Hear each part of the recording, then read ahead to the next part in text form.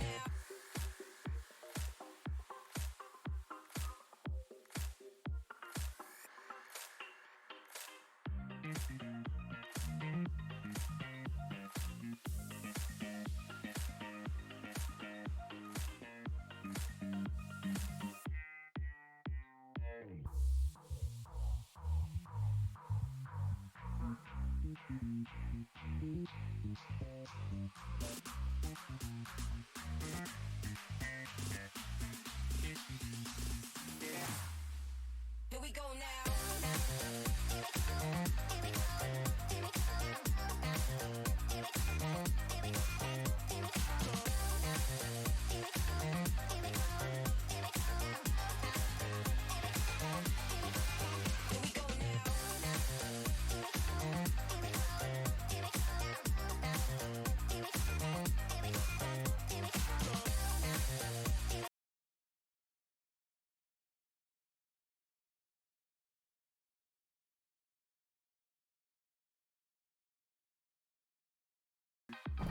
Oops, muted the wrong source. How you guys doing today? Sweet, got a few people. All right. How you guys all doing today? Hopefully pretty well. So today is gonna be relatively like straight and to the point. I guess we were about a minute short when we did this, so I'll talk about maybe like one or two little. Well, I'll talk about one thing that I got since not in fancy trays yet, but I got some GMK camping. Hey, how's it going, guys? So I'm actually waiting. Hopefully you guys can hear me okay. The music's too loud. Might be just a little bit.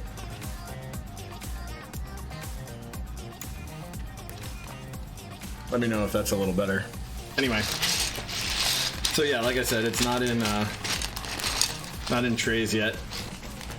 I like keeping my GMK sets in trays. Cool. Glad to hear it, man. I appreciate the info. So I like keeping my GMK sets in trays. Most of them are, but these shipped in bags. So I have a bunch of extra trays coming. Somebody posted some right as I was thinking about buying some. Just worked out perfectly. So I jumped on them. Anyway, so I got camping. That'll probably go on something cool, hopefully pretty soon. Today, we're gonna finish up the Iris that I did last week. I was kind of silly last week, like totally derping it. I'll move over to the soldering station and I'll show you guys, because I wanna actually kind of get going on it.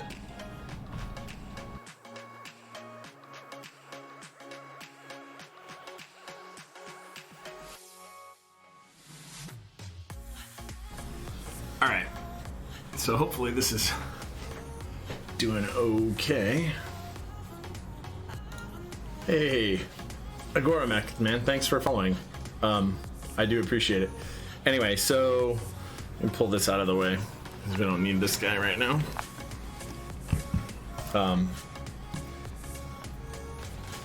So I'll show you what I did wrong last Wednesday on my normal build. So here's the Iris that we had going on, and what's wrong is really straightforward. So normally we don't do a bunch of SMD soldering work on, or any soldering of even the through-hole components other than the switches onto boards. And so, right, I put the LEDs in and I presumed, I don't know, I had a migraine earlier that day, so I wasn't even really like paying that much attention, especially, well, I was paying attention, but I wasn't doing as well as I should. And the truth is, I hadn't ordered them anyway, but there's resistors that you have to solder in for each LED position. So we actually have a bunch of SMD work to do, putting these LEDs in today. And then hopefully that won't take too long because most of these should work. In fact, I found one that didn't. And I tested this to make sure that that was the problem by jumpering some of them one at a time, so I didn't blow anything up. Anyway, so we're definitely going to do that today. And then if we've got some time at the end, I have a couple other things that I could do chores wise. So this will be number one. And then next would be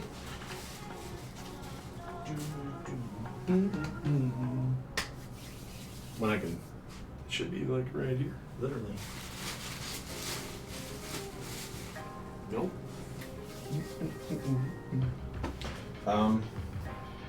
There's another board. It's a customer board, so it couldn't have gone too far. I do only keep those parts in like one or two spots. Well, actually, I'll worry about it when we're done with this anyway, because I really do want to get going, and I don't want to make you guys wait. Yeah, so let me know if the music is too loud, by the way. That's the part I'm worried about. Anyway. Yeah, the other one is a stabilizer that a customer's board is loose. Oh, it's in that case. Okay, yeah. Anyway. Yarp. So anyway, somebody's stabilizer was loose on their caps and one of the wires had popped out, so we're gonna desolder it real quick and then solder it back together. But because we're doing a bunch of SMD work on this board, we'll get this done. So the answer was, by the way, to order 1,000 SMD resistors from Arrow at ridiculously low cost. These things were overnighted. They were overnighted, 1,000 of them FedEx for $3. I don't even know how Arrow makes money. That's ridiculous. I didn't know you can overnight anything for $3. Cool. Thanks, TSC. I appreciate that. So yeah, so this should be a little time consuming and tedious, but should be pretty straightforward. Right? We're just gonna solder some stuff up. And we're gonna tin the pads. So tell me if that, yeah, that actually looks pretty loud.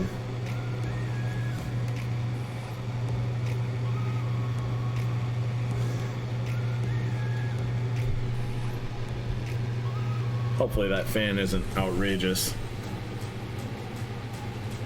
Yeah, let me know if the fan relative to the music and stuff, if it's just way too loud. I will adjust. But I'm gonna test this out real quick. I think you guys need to be just a tiny little bit brighter because this is a blackboard. Maybe even a little bit more zoomed in.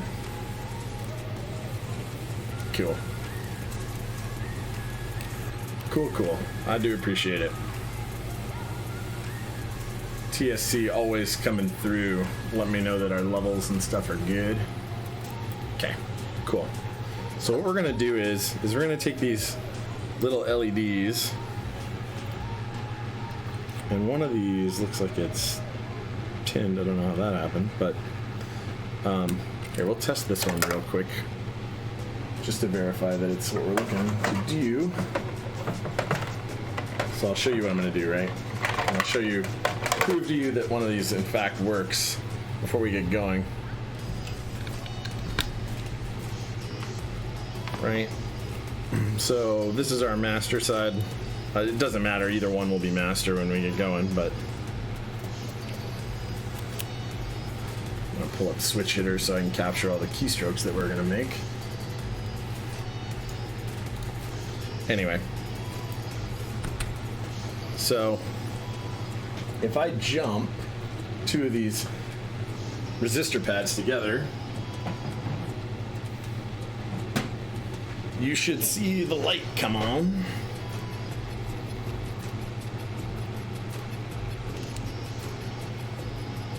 Right? Oh, see? So you should see that one. In this case, you should see the other one come on. For instance, one or two of them may be backward, although they shouldn't be.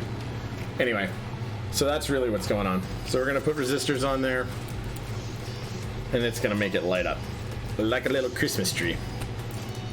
Anyway, so we know that one works right here. So we're going to tin that pad real quick, the one side. And that, actually, that's one way to handle it. The smart way, though, would actually be to do it like this. I'm actually going to remove that little glob of solder there. It was kind of big.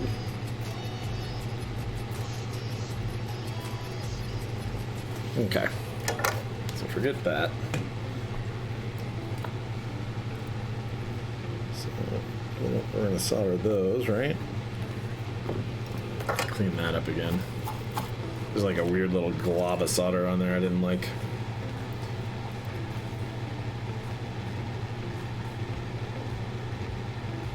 Okay, so we're going to tin that. What we're going to do is we're going to take one LED,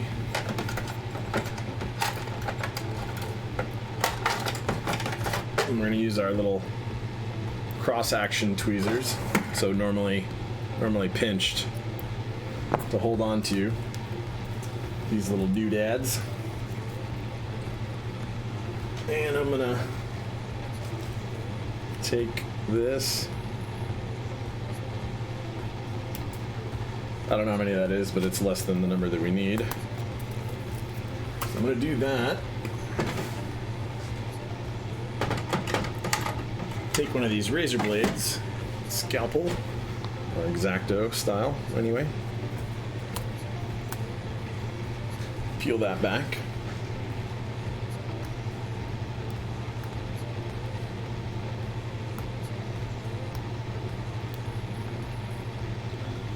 We'll pour all these out on a pad. Well, there on that one.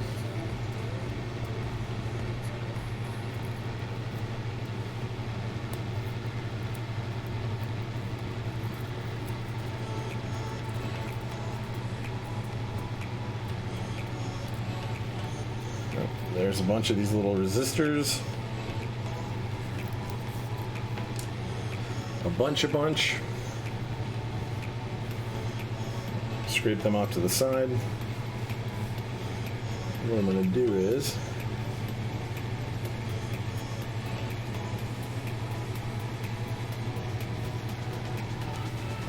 right. So for your guys' benefit, which one did we do? Not this side, we did the other one.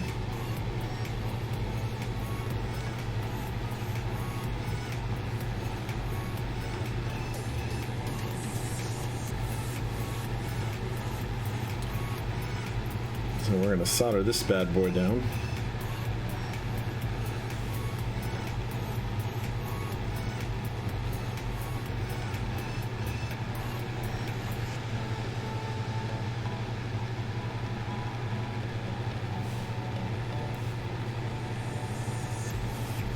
Yeah, and we're not going to use these tweezers at all.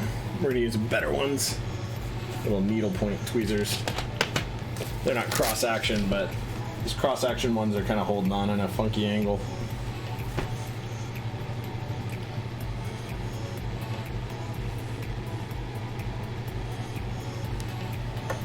So we're going to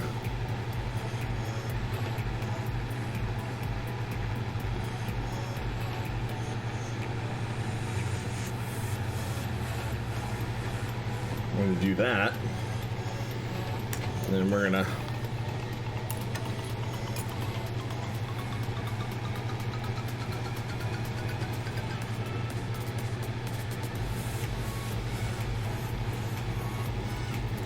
I believe that probably worked.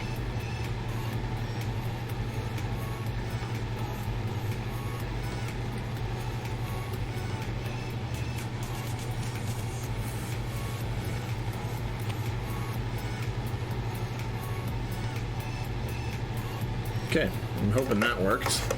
Should be pretty easy to test. Literally plug this doodad in. And there we go. So now we have control.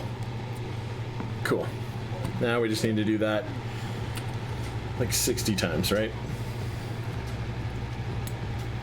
So I'm gonna cover this. We don't stab ourselves.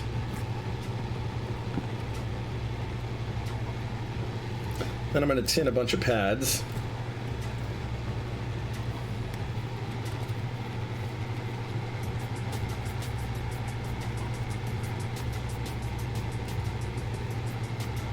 Let's do the first 2 rows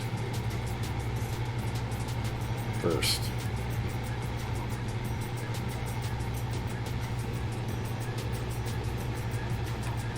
It's really just like the first 1.5 rows because of its layout.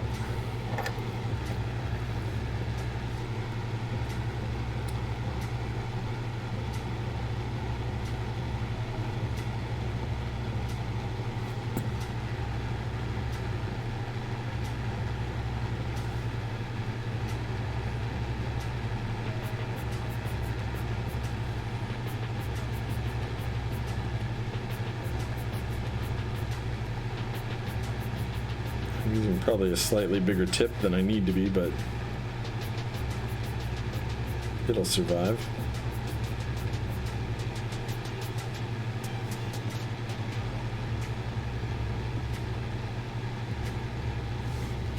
And this is probably an easier way to handle it realistically,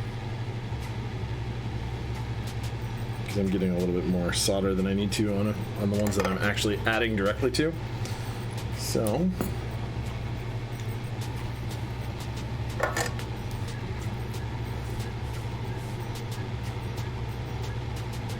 grab another one of these.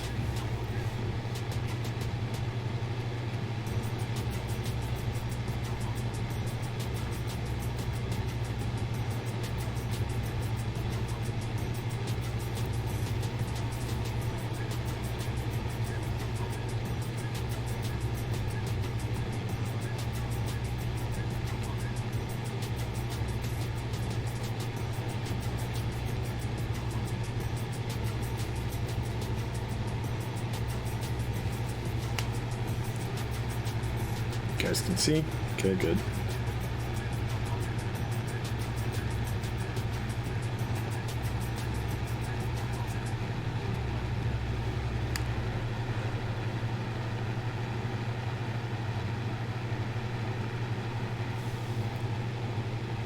Okay. We're making sure they're all kind of attached when we set them there.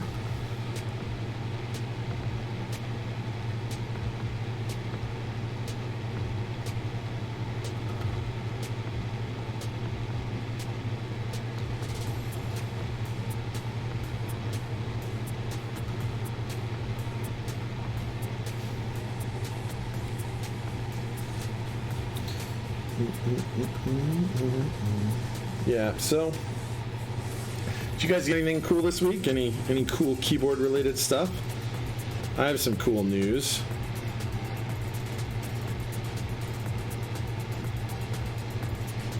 Oh, come on. Oh, get off there.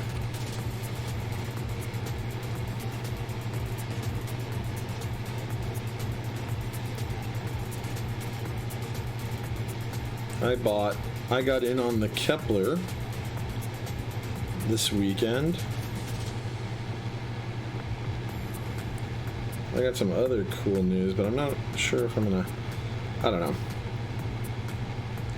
Unshareable news so far.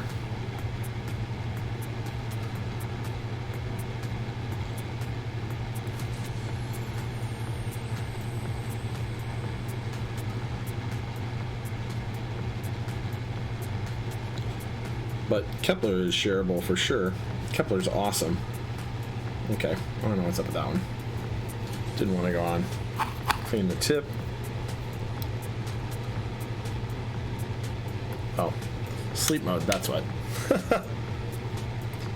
So yeah, I got in on Kepler and I was having a hard time deciding on colors.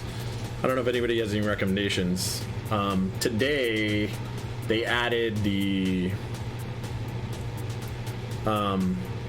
two-tone options available, which I'm pretty excited for.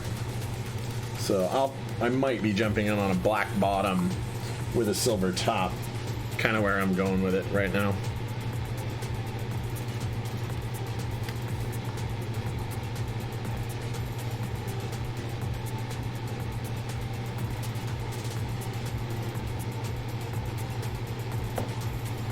I don't know what everybody's thoughts are on that.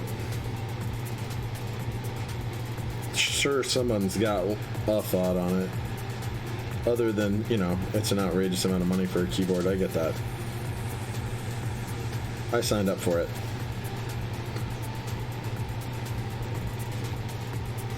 I did. Anybody else in stream sign up for that?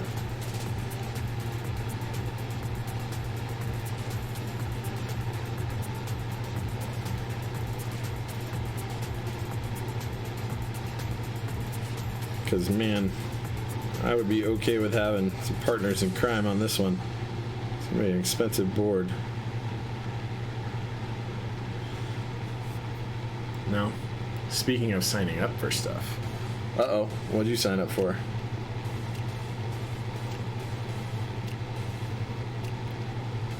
Did somebody do something? Wait. Oh, thanks for subbing with your Twitch Prime for 3 months. I appreciate that. I really, really do. Absolutely. Thank you.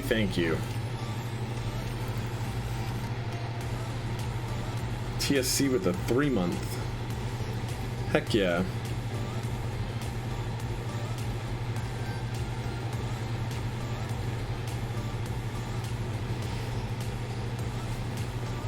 I mean, shoot, I've only been really seriously doing this for, well, and if you can call this serious,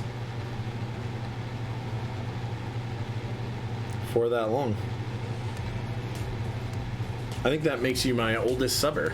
TSC, thank you. Sub hype. Yep. Awesome.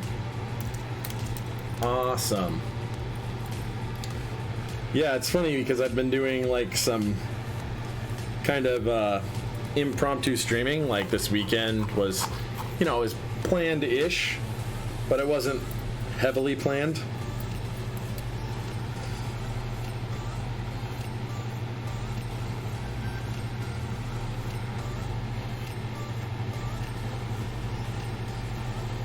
And then today wasn't really planned either.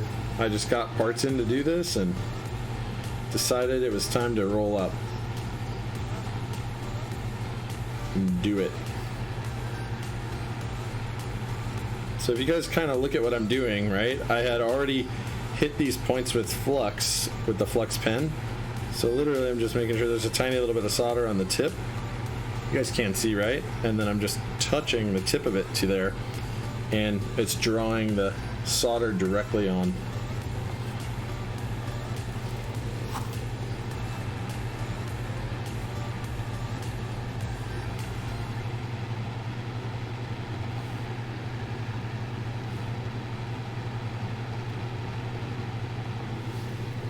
A little bit much, but not too bad.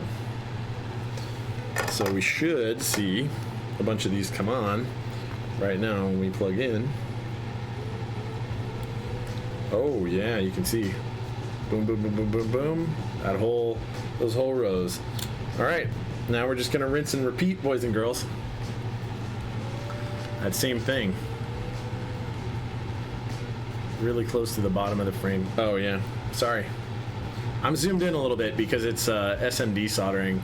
If I really wanted to be good about this, I'd get a microscope, and I think that's on the agenda, but so the cheap microscopes, the $20 microscopes or whatever, do not give a very good picture quality. So a decent microscope that's going to give you good image quality. I've looked around and some reviews and stuff. You can find them on eBay for about $170 with an HDMI out that do 1080p. So what I'm going to do is get another cam link module or something, and I'm going to pipe it in and do it that way. It's just, you know, when I'm ready to jump $180 into it, 170 plus probably tax, I'm guessing.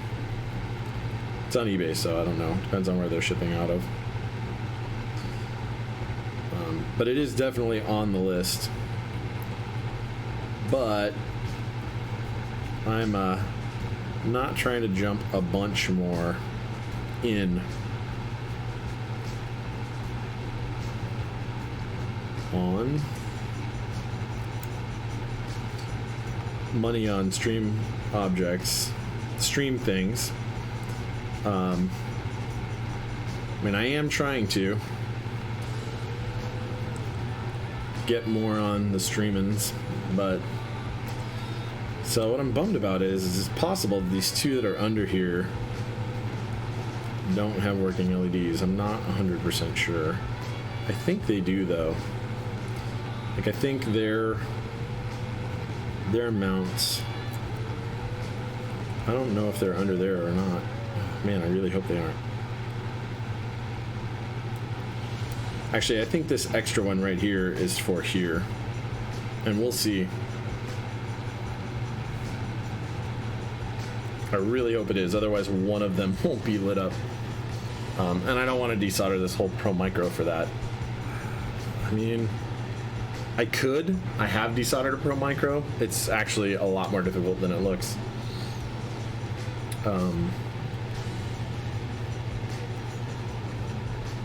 There may be a little workaround. We'll see. We will see. We will see. Anyway.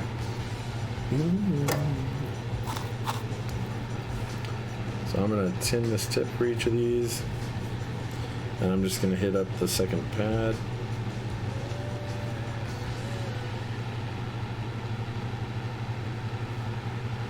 Did I not flux pin this one? Yeah, I must not have fluxed that one.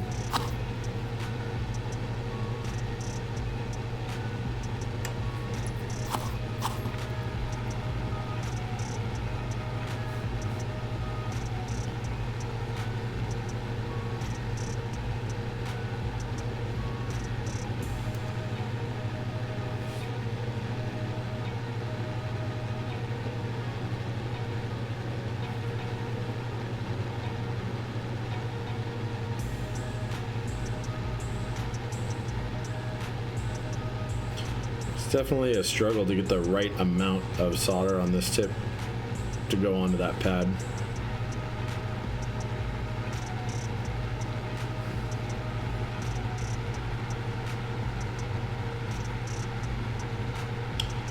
And the tape that I put under there was capped on tape, so you should notice that it's not getting too much. It's not getting molten by this by the soldering iron instantly.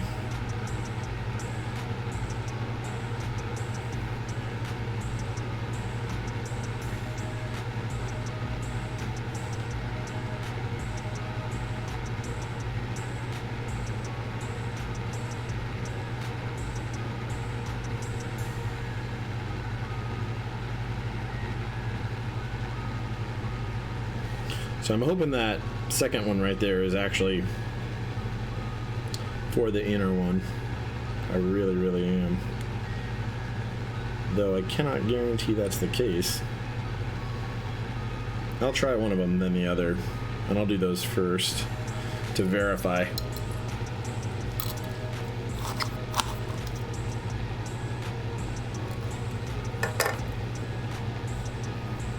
I don't know why I did that.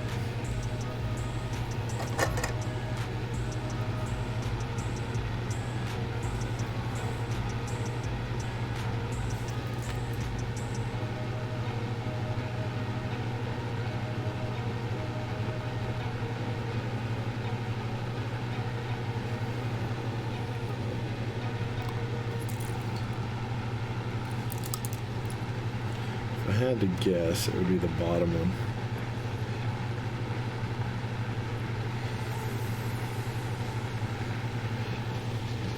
Not that one, but we'll check it out.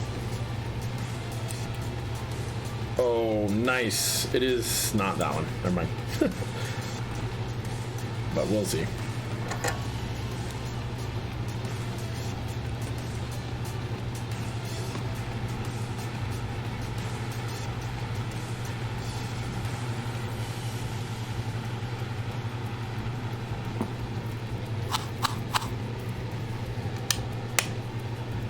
So yeah,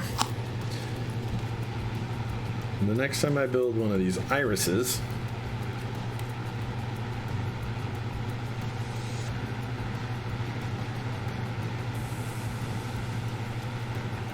I'll be sure to do it right. How about that? Okay, check this. Oh, okay, cool. That was the right one. So that they thought ahead. So this bottom pad right there, like you guys can see. So you see I put 2 resistors and one of them has a little bit too much solder, the top one. But the bottom one powers the switch under this position, which is perfect. Perfect. It's exactly what you want it to do.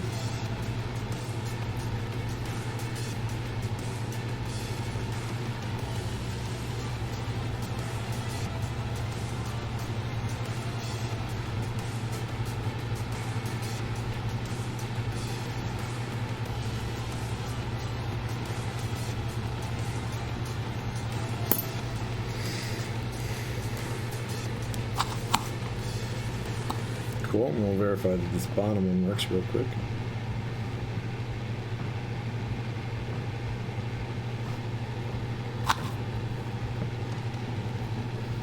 One is a little off-centered.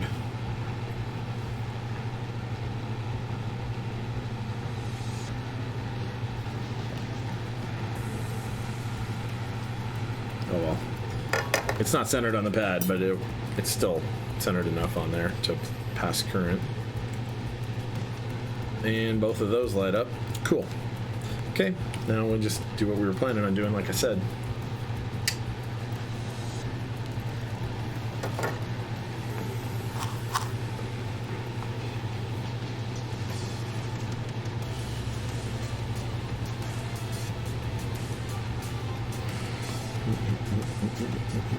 So all those are done.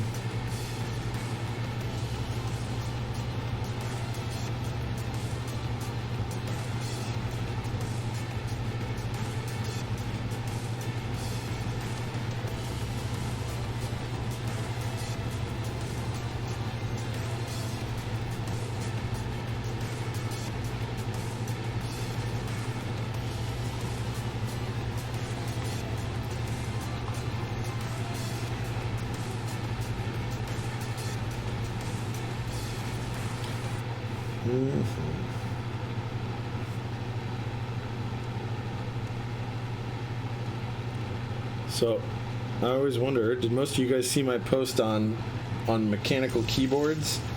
Or did you see it on the Top Clack stream? I always wonder how people come to the stream. I'm sure everybody's a little spread out, but... And Twitch is okay about telling you how some of it happened.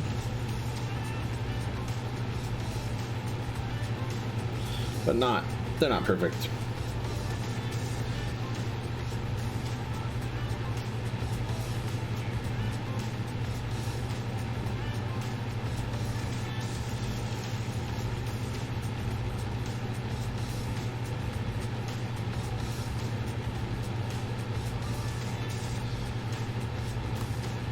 Damn it.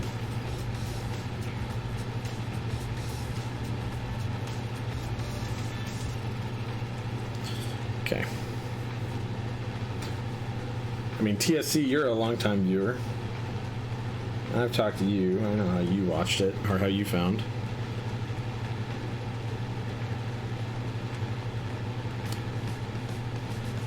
have you been in any of the keyboards that have released recently, or key sets? What are you into? Or what are you looking forward to?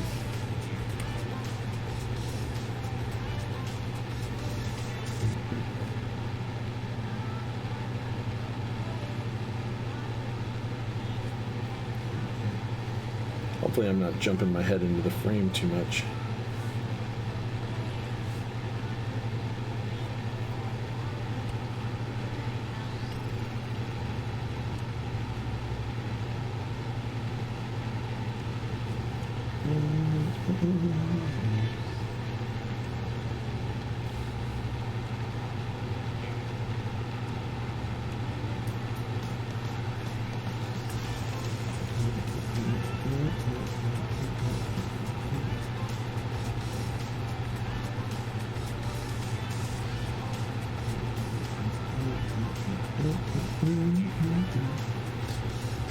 Yeah, man.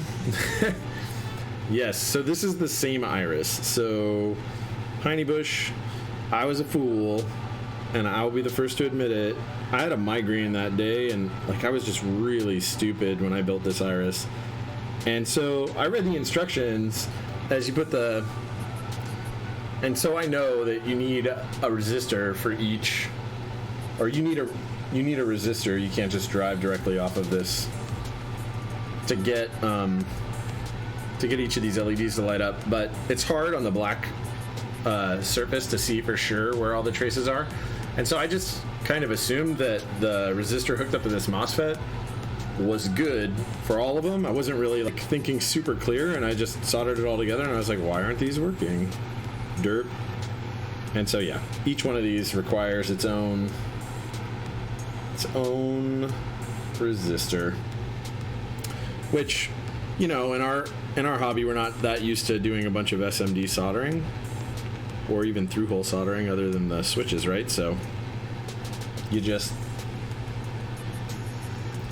don't think about these things sometimes.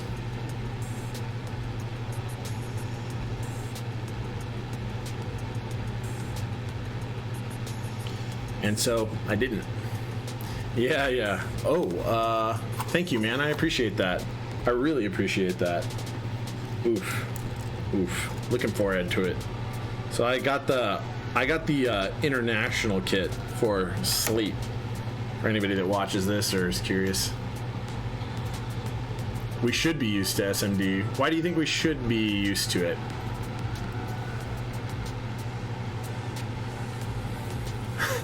You're used to it and you hate it by now. I feel you. It's not the most... It's pretty tedious, but this isn't a ton of it. If you're doing proto stuff, right, Heine, like you're SMD doing a bunch of stuff, and you probably use, I would guess, solder paste more often than anything else. I mean, that's not really what I'm doing here, right? I'm gonna solder like 60 components on board.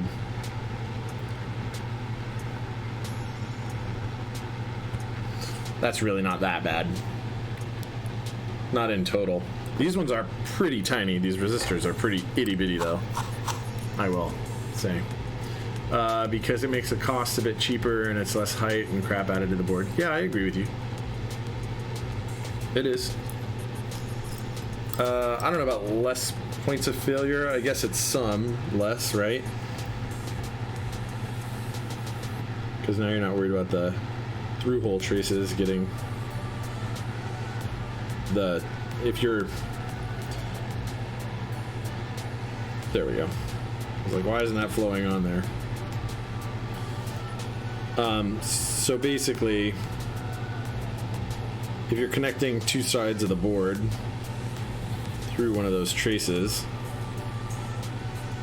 then you're not worried about the failure when you solder or desolder something on there.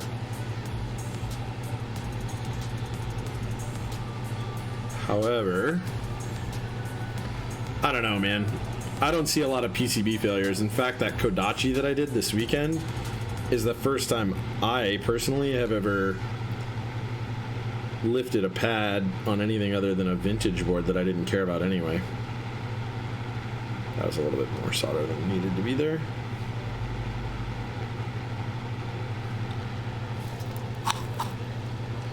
I don't know. SMD work isn't that big of a deal, but I see people solder all sorts of stuff, man. And there are people in our hobby, and I'm not hating on them, but they just have bad technique, and so they do really junky solder joints, right? I mean, you don't know what you don't know. So if you never did this thing and had anybody show you how to do it well, there's a chance, and you didn't take a lot of time and effort to educate yourself via YouTube or something, you know, you might have some bad technique. Nothing that isn't fully correctable, but it's not bad. It's just, it's more technique required. Ooh. So one of those isn't lighting up. Computer. Two of them. So I got 1, 2. It's only those 2. And they're both on that side. I don't know what that's all about. Well, I'll try and reflow those. See how they work. So it's the top one and the second one down.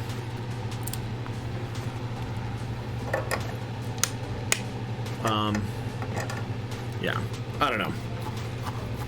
I mean, soldering a board together is pretty tedious in general, right?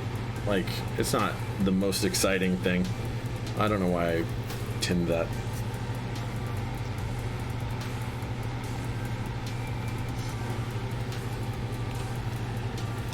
Wonder if it's possible.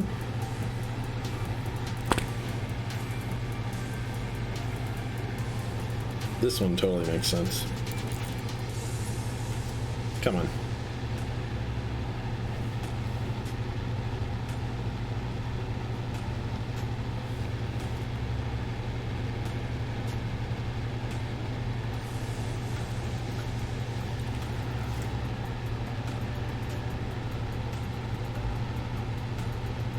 I guess that one was actually working. Was this one that wasn't? There's way more solder than needed to be on there.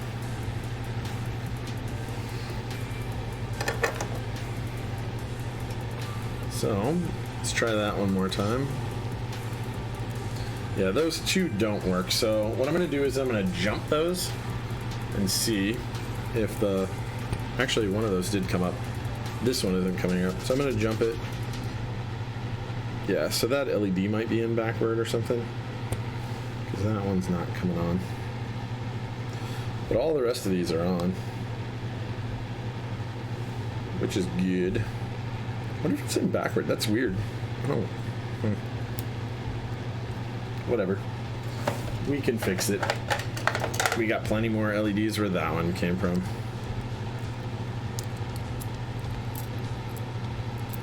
Plenty more LEDs. Soldering Gun of Doom TSC. It's coming on. That one.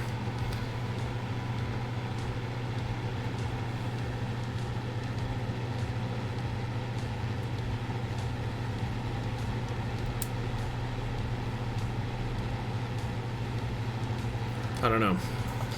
I remember most of these being... You're gonna sing the Doom song? Nice. It does take up less space, but I don't really care if it looks cleaner too much. Like, it's...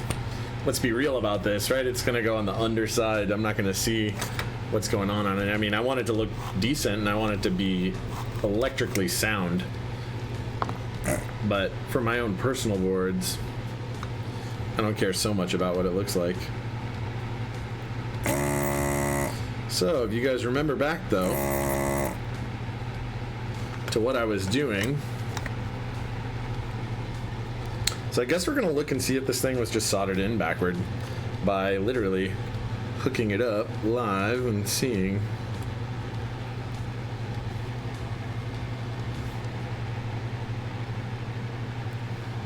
I think it's just dead. Yeah, it's just a dead LED. Well, we can try this again. by hooking it up in parallel with one of these other ones. Ooh, it's not a dead LED.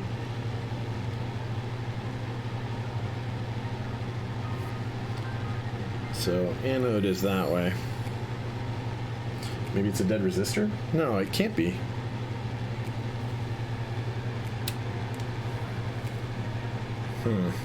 Well, I'm pretty sure that this is off and this is just on all of them. So if it's bad right there,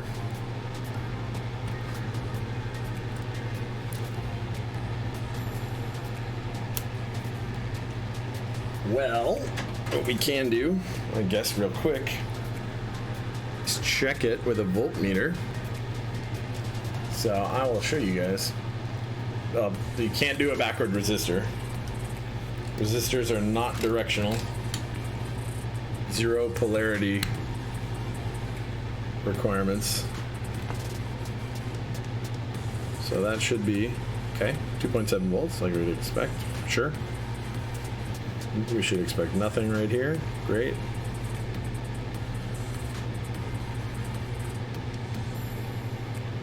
Going to that resistor.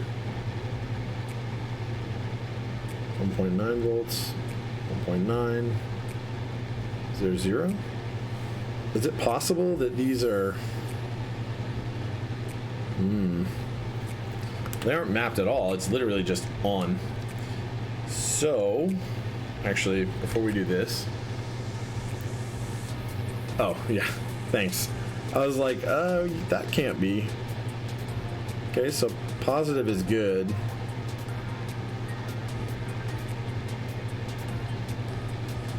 So there's nothing across this negative, so this should just be ground, right? I'll just jump the negative to a negative, I guess. I don't care. Wait. I'll be driving 2 LEDs off of this one.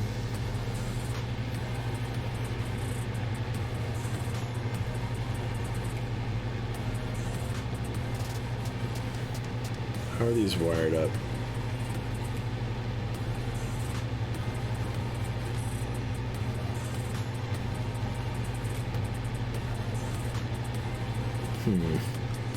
Advice? Thinking about it for a second.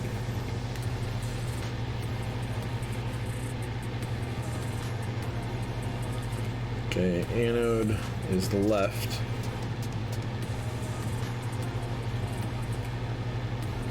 And the anode is going to be right.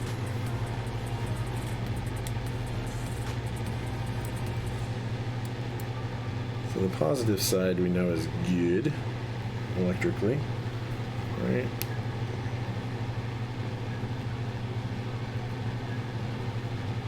It's getting voltage. So we're gonna wire that one back up for sure.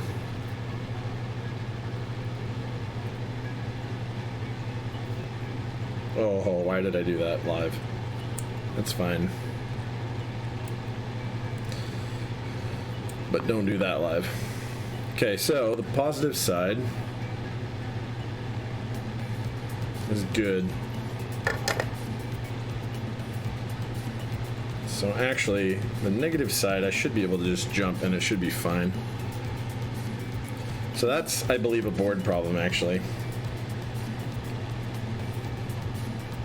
Yep, and it lights up. I don't know if you guys can see that, but it lights up. So we're literally going to jump that real quick.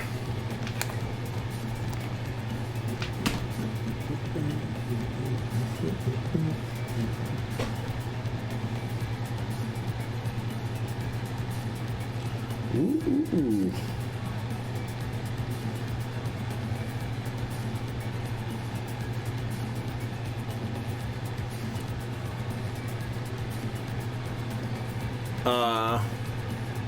Yeah. That's kind of what I was looking at, and I was like, yeah, it should be fine. But this isn't on the cathode side anyway, so it shouldn't be the resisted value.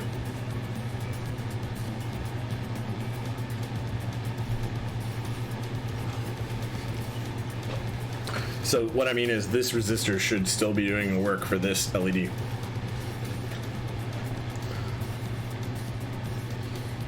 I do believe that is the case. Yeah. Yeah, that's what I'm saying. I'm gonna give it a new common. A new ground. This wire is just barely long enough, and I don't want to cut a new one.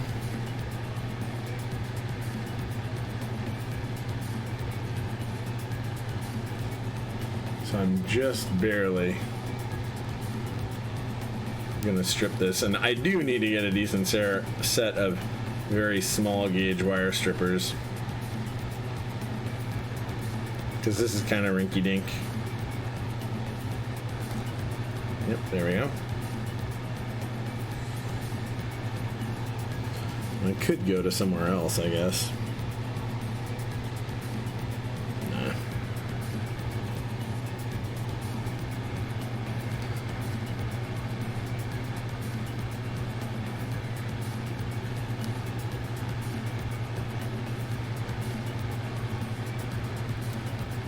Yeah, that's why I'm not too worried about this now, especially. So I think there's probably just something bad on the PCB itself, which happens.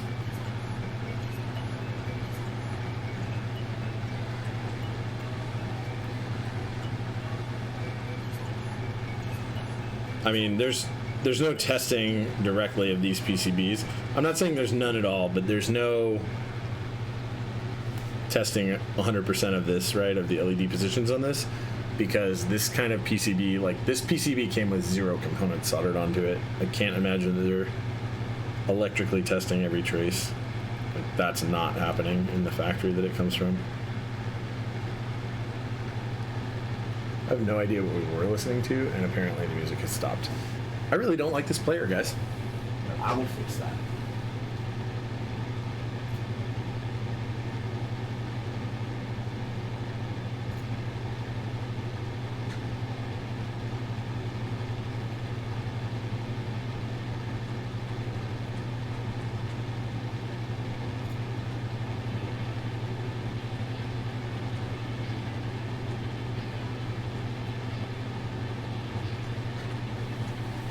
Alright, there we go.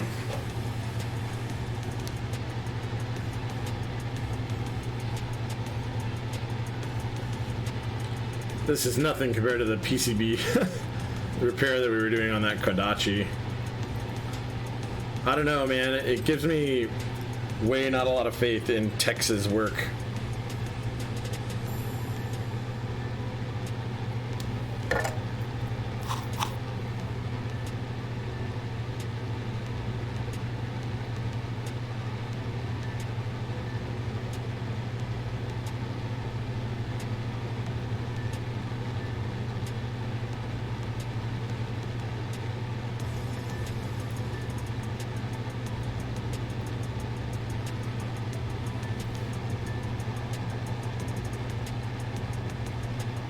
There. Yeah, it float on there.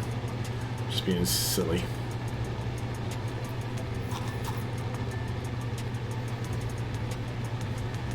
So,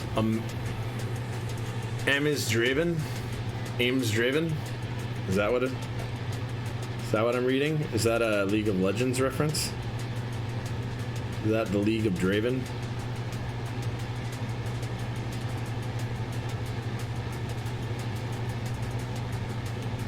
Okay, I give up on that.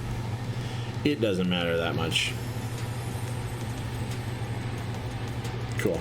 Fits. Barely. No? Oh, wow. That's impressive, actually, then. Congratulations on them sealing your name.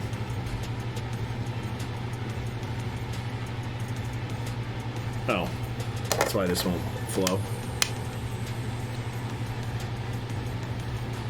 That's a long time, then. That's actually like a really long time before LOL.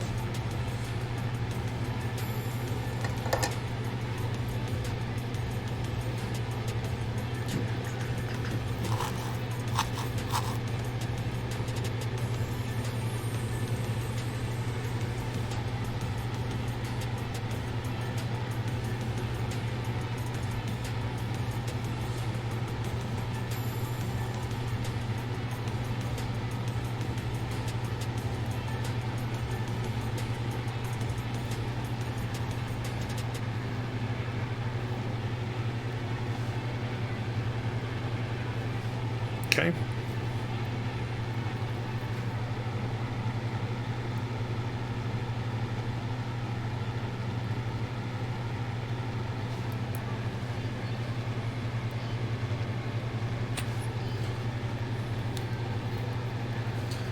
Okay, guys. Spin this around the right way. Right round, baby, right round.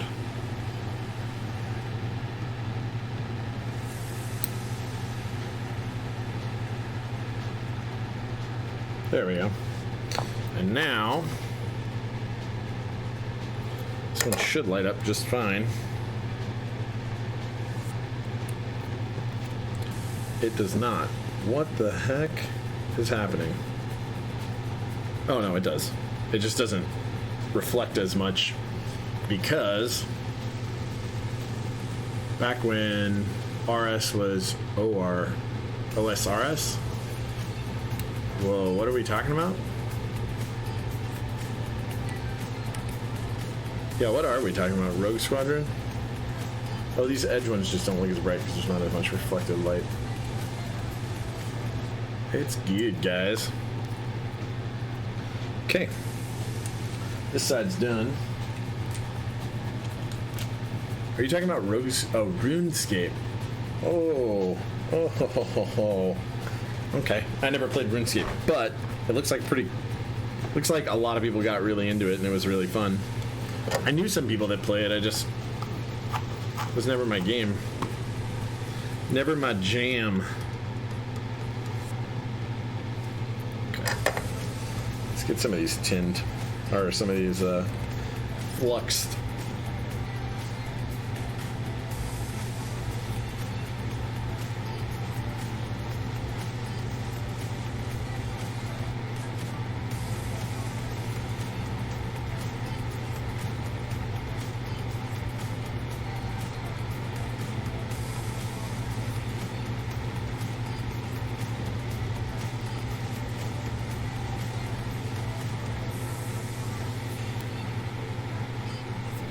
When you say when OSRS was just RS, are you saying that there is a newer RuneScape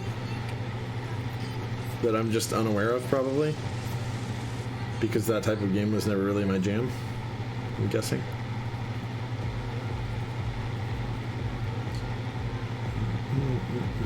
Did I already hit these?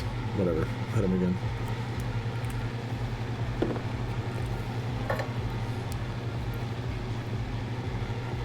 Yeah, man, thanks. I appreciate it.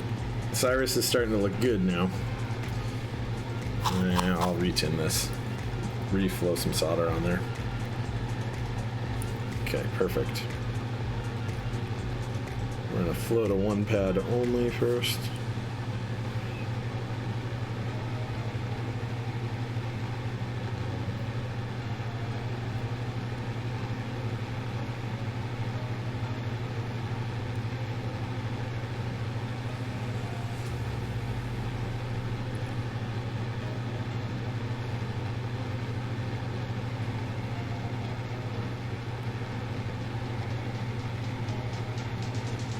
Can you guys see this? And so if you're looking, you're probably wondering where the MOSFET is on this one if you didn't watch the previous stream. And I soldered the MOSFET on this side to the other side of the board, which electrically is fine because they go to the same pin, because this is reversed. So they're mirrored, but the Pro Micro is flipped over.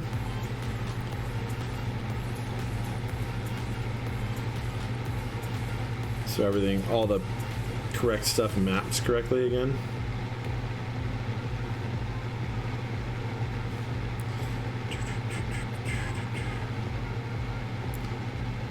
Anyway.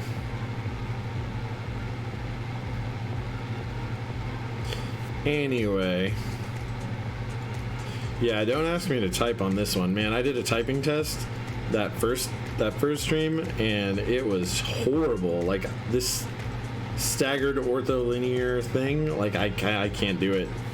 My hands don't know what to do. I got like 24 words per minute or something like that. It was real bad.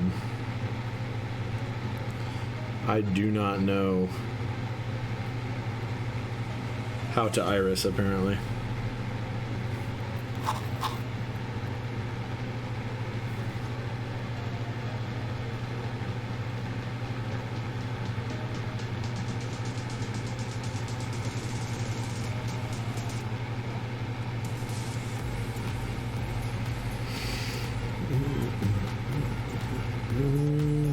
Looks like I got them all. I hope, maybe.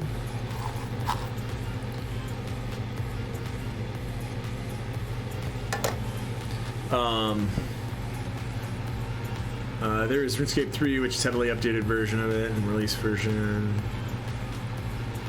Bigger player base in order to rank some people.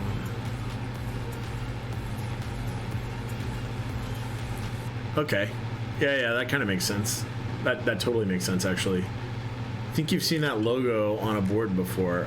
They make a couple other things. They make not just this, but they make the Let's Split or something, right? They make these Kibio. They make a few things. You're going ortholinear before going split, ergo column staggered. Yeah, I think it might be easier if I got used to it on a non-split board first. But like jumping straight into this, my fingers like home centered. Like I just wasn't getting any of those other rows right. Like I said, it was like 24 words a minute. It was atrocious. It was like embarrassingly bad, you know? But what are you gonna do? I mean, this is a customer build. I don't love the case on this. However, it could be solidified, and the customer, you know, is like, don't worry, I'll fix the case portion. And I'm gonna see if I don't have because I just don't like delivering a product to someone that isn't the way that it should be. I'm going to try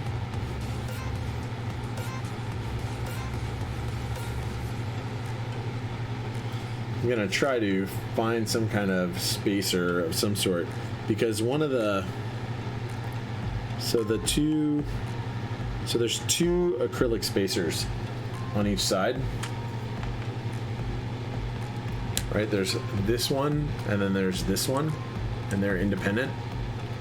Well, this one is just a little bit narrower in this dimension, so it rattles up and down against the top piece of the case. So I'm gonna try and see if I can't find something to space it just a tiny little bit to make it not rattly. I mean, I realize that's the parts ordered for the case from the manufactured kind of deal, but hand fitting is sometimes just part of the equation.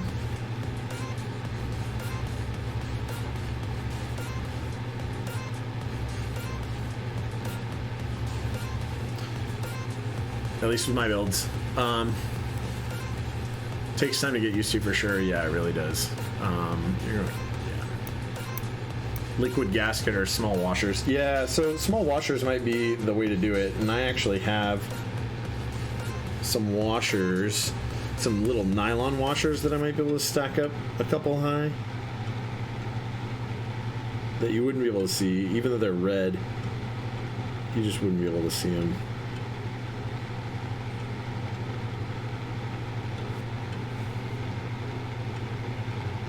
Because they'd be way in between the layers. And even if the customer's okay with it, leaving it, I don't feel right about not at least doing due diligence and trying to make it work right. Oh, I didn't do this other row.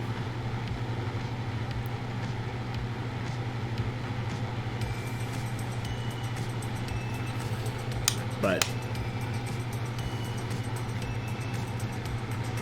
yeah, I mean, some kind of a liquid would totally work, actually. Like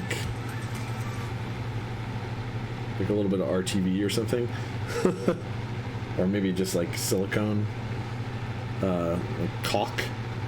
But I wouldn't want to caulk their board together. It'd be better to use some kind of a spacer that comes right apart with the board.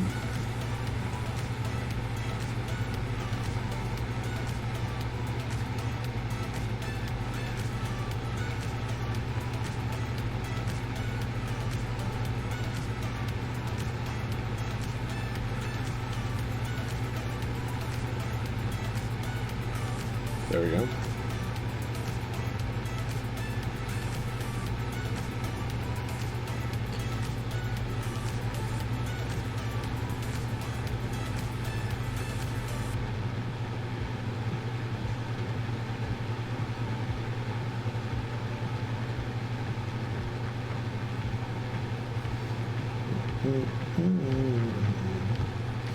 So I need a few more of these.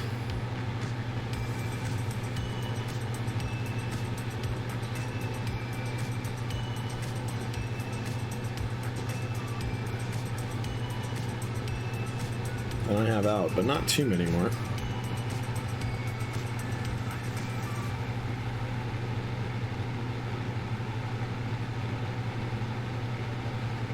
Oh no, come on.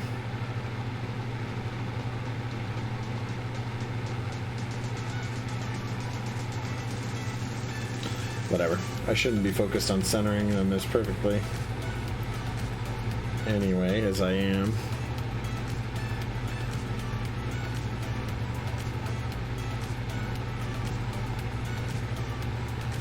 So Heine, I heard you told me that my package came and I'm really excited about it.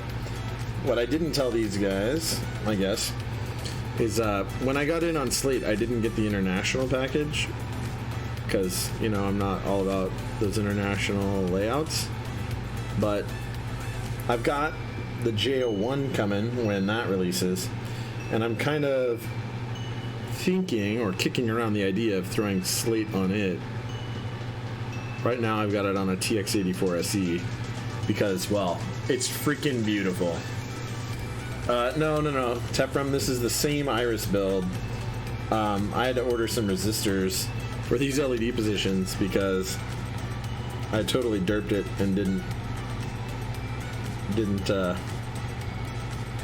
realize that it needed one for each LED position somehow. And it isn't super explicitly called out in the instructions. Like, it does say that it needs them, but it doesn't say that it needs actually for every position, even though it should be apparent. We just don't do that much resistor work. 1, 2, 3, 4, 5, 6, 8, 9.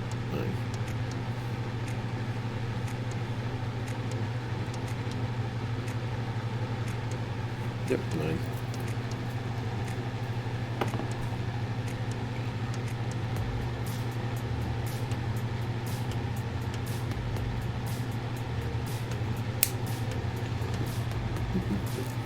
So I ordered 1,000. Well, yeah, I mean, it does suck.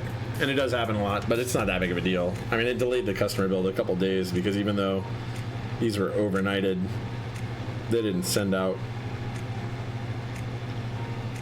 that day because I ordered them too late. Anyway, 1,000 LEDs was $3 overnighted. So I have no room to complain.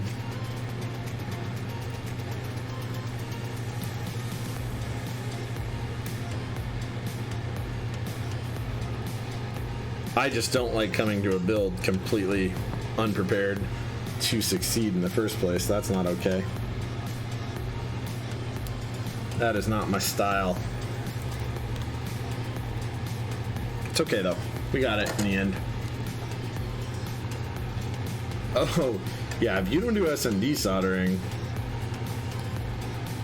I mean, everything, well, that can be through hole on this board. It's just I chose SMD because I already had the components soldered on and I didn't want to. Like, so if you look at these real close, you'll see that there's 2 pads for the SMD ones, and then there's a pad for the through hole. But as much as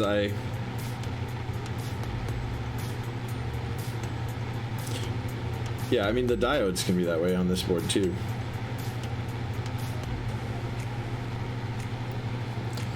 But yeah, like I said, everything was already soldered in place, so why would I do it? Why would I do it that way?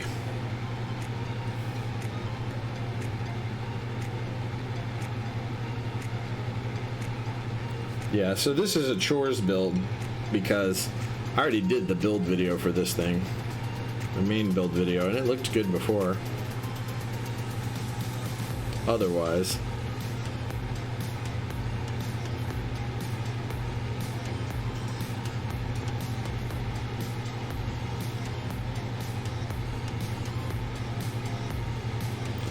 Weird, that one did not want to flow back on correctly.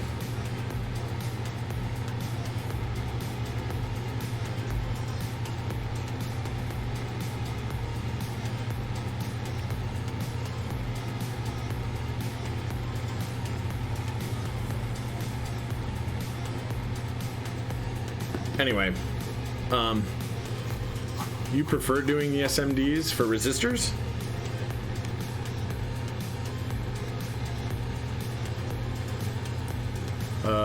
The diodes are out of stock. You mean at Arrow? I ordered these resistors from Arrow.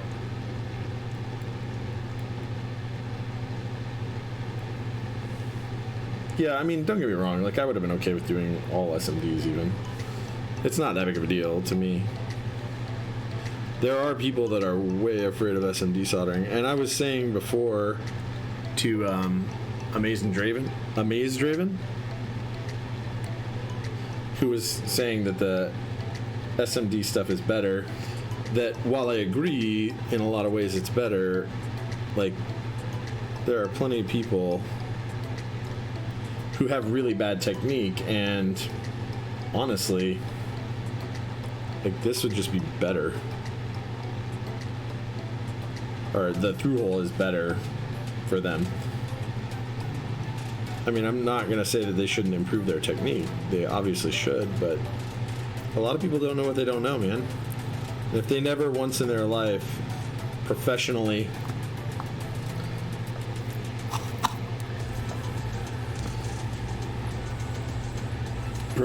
did solder work or anything like that, then, you know, what do they know about how to improve their technique?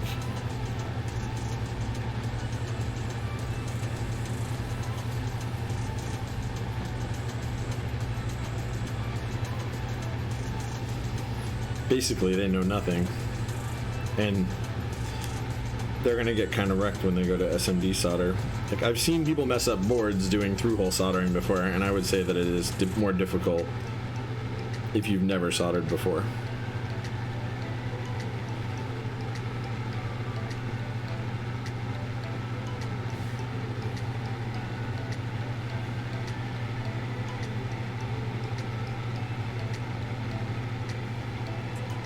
Like, without a doubt.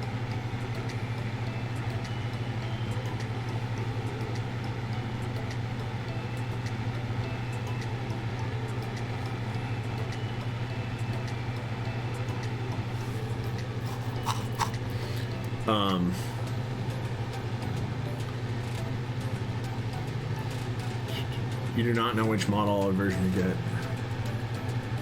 Oh yeah, Kibio, they were out, but you can get them from Arrow for sure. If you're interested in what the model of these resistors is, I'll shoot you the link later. Oh, you were talking about diodes. You know what's a good idea though? If you contact Kibio, they'll tell you.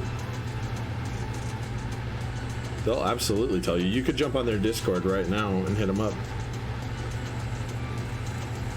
I mean, they're the ones who told me which specific model size they were using for this. I asked them.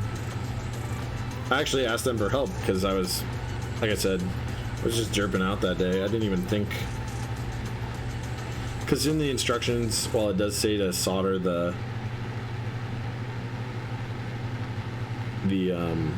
resistors for the LEDs, it only shows soldering, like, pictures of them doing the work and direct callouts for the this one right here, the one for the MOSFET on this side of the board is on the other side, by the way, and that's bad practice. You shouldn't do that. If you build one of these, put the MOSFET on the side that you're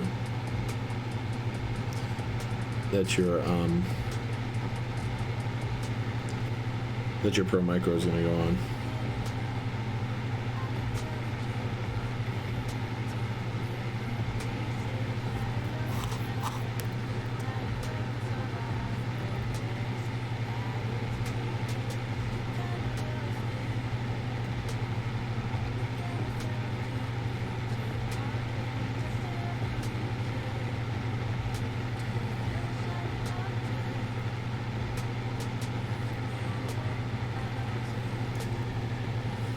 Did I flow all of them? One easy way to tell.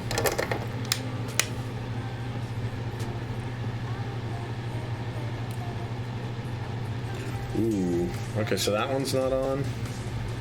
That one's not on, and I think this one's busted somehow. Because I was playing with that one before and it didn't seem to... That's one of the ones I jumped. So I have two on this one that aren't lighting up. That one and that one.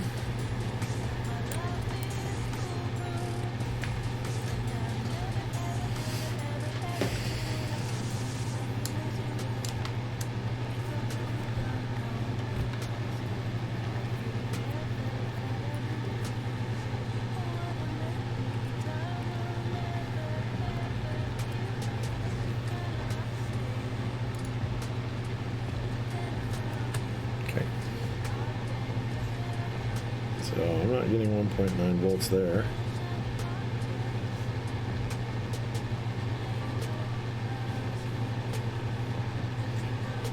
I should get nothing there.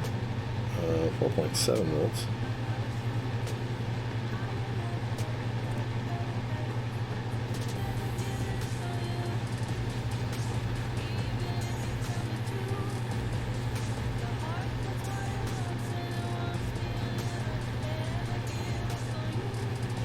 That is the one that goes to it, right?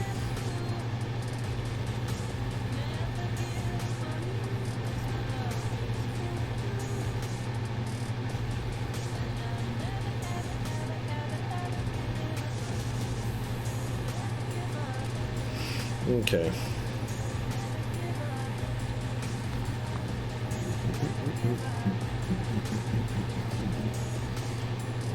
So maybe they're...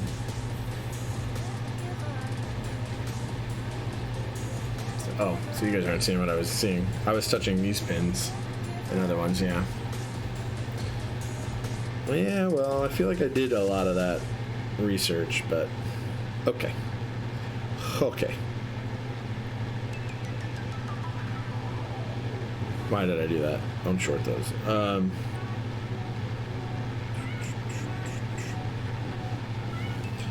So, we can tell really quick.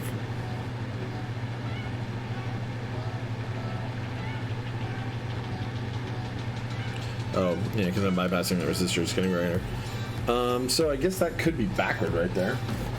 There's an easy way to tell, which is to try a different LED. Give me 1 sec, I'll grab one. Just kind of...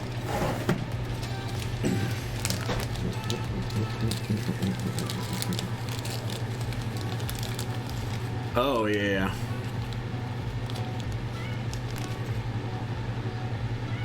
Sorry about that.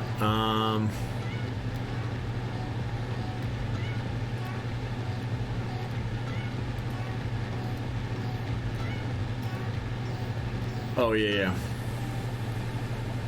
Truth. They just are.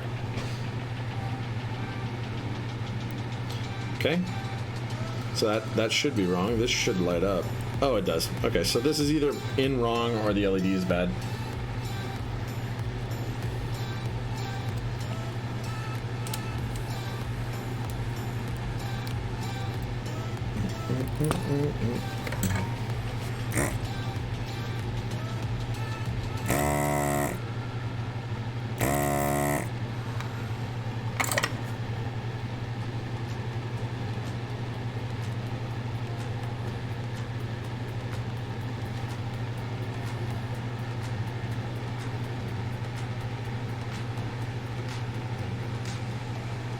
No, bad.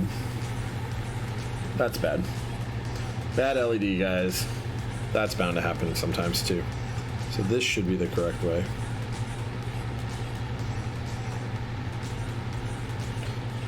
Well, we saw it light up before. Should be wrong, okay.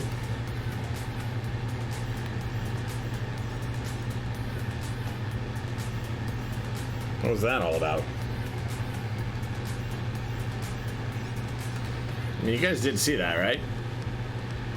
Bad LED is a sad LED, yes.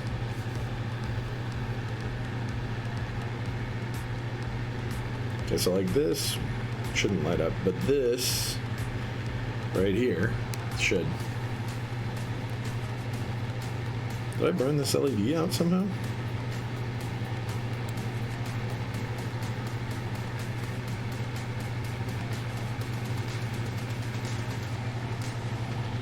No, it's not plugged in, derp. I was like, why isn't this working? That's the easy answer to all of it. Okay, so this should just work right here. Cool. And it is.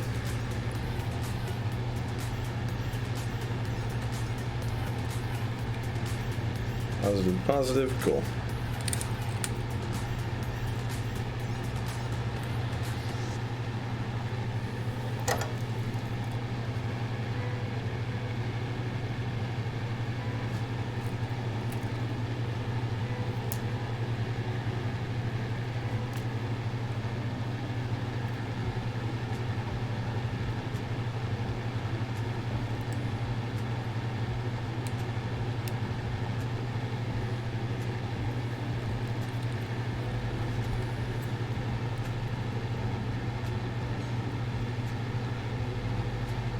Okay.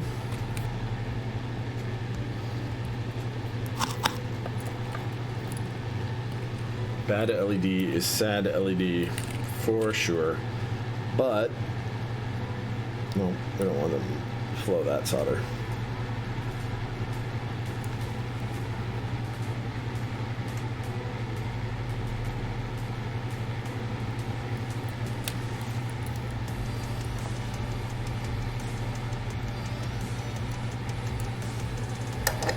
Okay.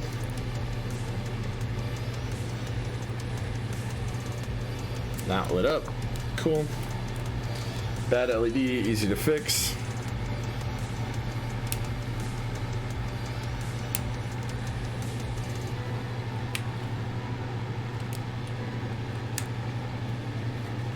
All right, guys and girls. Oh, we had this one over here too, right? We didn't figure out what that one was.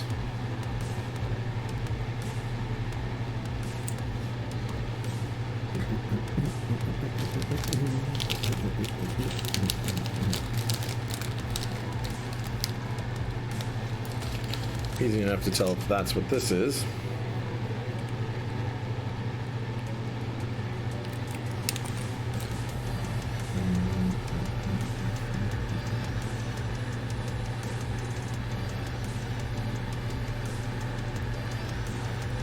No. Okay, so that's not it. There should be 0 voltage here. 2.2. No. So you see what's going on right there? This is just a cold joint. No biggie. Fix it easy. It's actually not a cold joint. It's actually not a flown. It didn't flow because I'm pushing it down and making contact. Is it this one? I think it was that one, right? Yeah, it was that one. All right. Perfect. Perfect. We got all of our lights now.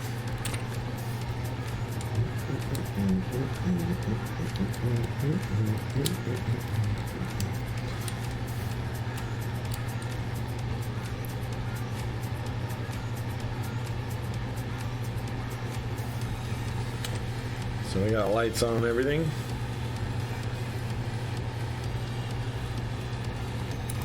Okay, and then we can TRSS them together and see what we get. Zoom back out a little bit.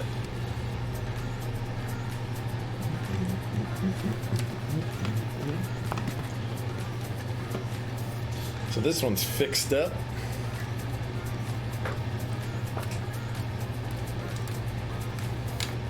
All of its little SMD components.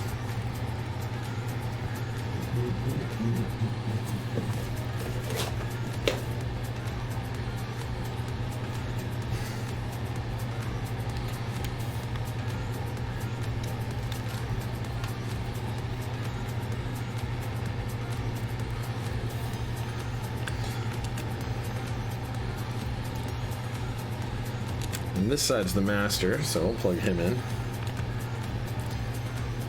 first.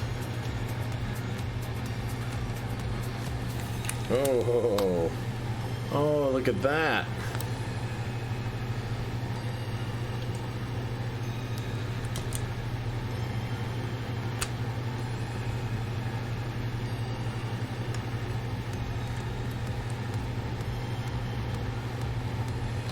One washer should do.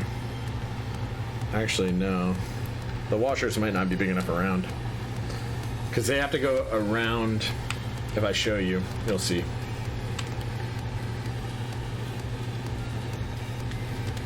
So, this is where it's actually that the washer isn't as, or that the acrylic isn't as tall as the standoff. And it's true on both sides. Now program it. Program it to do what? It works. It does all the things we want it to do. Or all the things the customer wanted it to do. Here, I'll show you.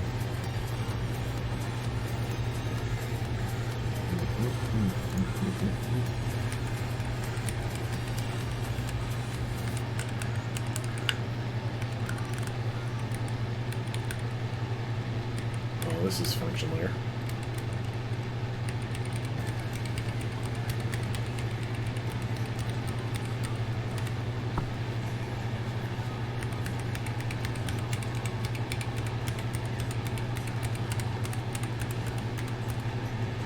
And this is function layer also.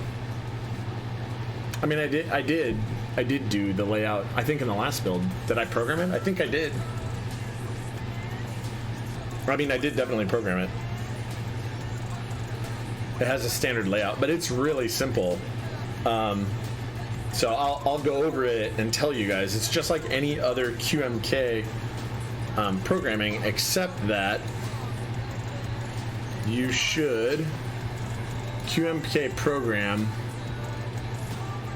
both sides individually. In fact, before you ever solder this board together, you do that. And I did that part off camera just to make sure that they worked. But yeah, you program both sides individually. The program on this side will dictate what drives this side. So whoever the master is, which is this guy in case, this guy does the layout. But if you plug into this side without having this TRSS in, this side will actually have the layout of this. So the like this would be control, and this would be Z, and this would be X, and so on and so forth. So it's real straightforward. Like, you program both sides, then you use one, and if I make a program change to this one's layout, and I'm always using this as the master, I don't really ever need to update this. It's just if this is the master, then he's the master.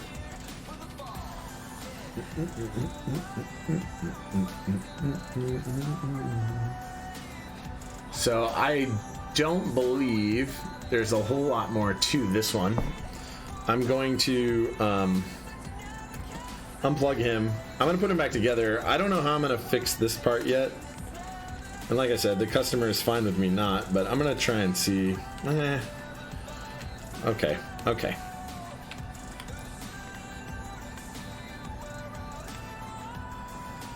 Yeah, it's a little bothersome to me. Okay, so I can think of a couple ways to fix this. One, I can cut a really thin piece of sticky back neoprene right there to go in there, and it'll be wicked thin. And on this side, I think it was even thinner. No, it's the same. So I could do that, and it'll be black, and that'll be a good thing. Well, so here's the problem with O-rings. So if I use an O-ring, it has to be bigger in diameter on the inside than this. I do have some O-rings. I'll try one, because that would be a super easy fix. But mine are red. Same ones that I use for, keep rearranging this until I get it the way I want it, and as a result, I'm having to search through my little bins here to find the things I want. Come on. No? Definitely wouldn't be in there. There it is. I actually even opened that drawer. They're not gonna isolate, and actually a neoprene strip would do that more, I think. Because these are nylon. These are red, and the neoprene that's black. So in order to get this over there, I need to drill out the inside of that little doodad.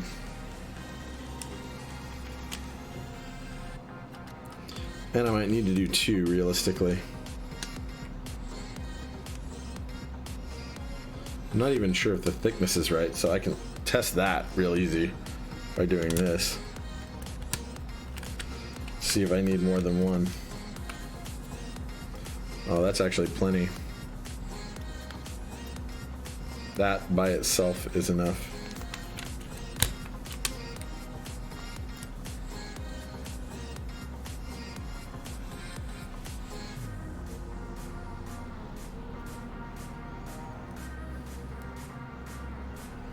It's a bummer. That's kind of scratched up the acrylic on the inside. It came with coatings on that and the other side, but not on the edges that are exposed. Well, how do I fix this thing? I mean, I can stick this in between there, just like that, near that compression, and you won't see it. And then I can just screw it together, and it'll go real tight. I think I'll do that because it's not at risk of falling out at all. It's way tight enough. And actually that'll kind of let me push it in and into the right spot, etc.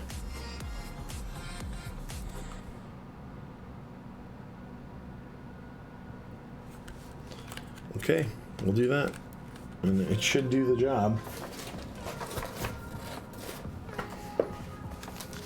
I would have liked it to go through though, or stick it to the bottom.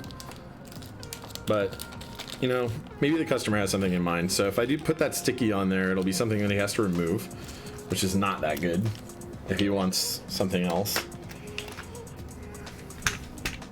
Okay, we'll do it this way. I'm okay with it.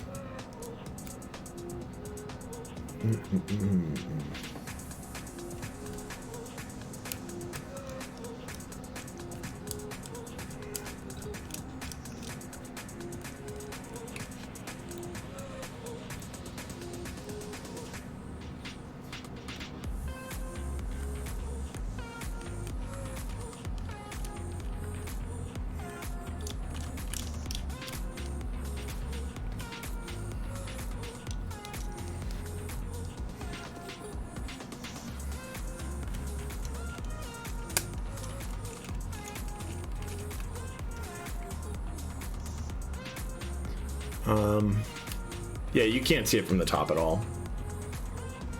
Like if you looked at it from this angle, you can see a tiny little bit of red. Nah, not really. This way you can see a tiny little bit of red right in this gap.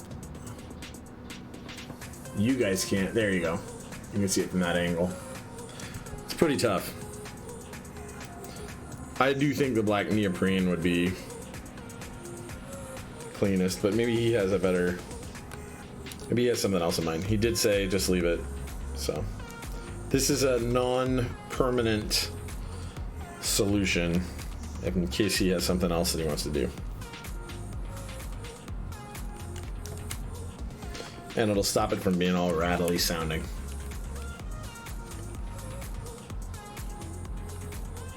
Yeah, he'll never be looking at it from that angle. But still. Honestly, I like the boards that I build to be as perfect as they can be. In fact, when customers send me things like kits and stuff that aren't like they have damage or something, and I wasn't aware that it had it in advance, I always stop everything and I email them or Reddit message them or Discord, depending on how we are in contact, and I'm like, hey, did you know about this, or did this happen during shipping or something? I have someone that sent me an LZST. We'll be doing that one next week, I think. Well, Wednesday. This week, Wednesday. Is that what we're doing Wednesday? I think it is. I have to look at my list. Customer boards get entered into my queue as they arrive, not as contact is made, so. Oh, okay, that's what's going on. The other side came loose.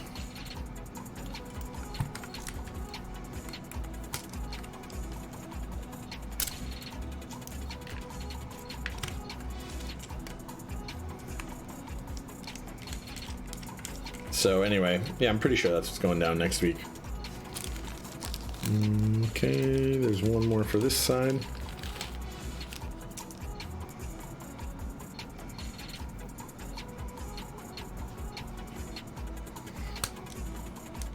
Yeah, I mean, like, if you contact me first, that doesn't make you first in line, because if you take a month to send me your parts, I'm not going to hold everybody else up for you.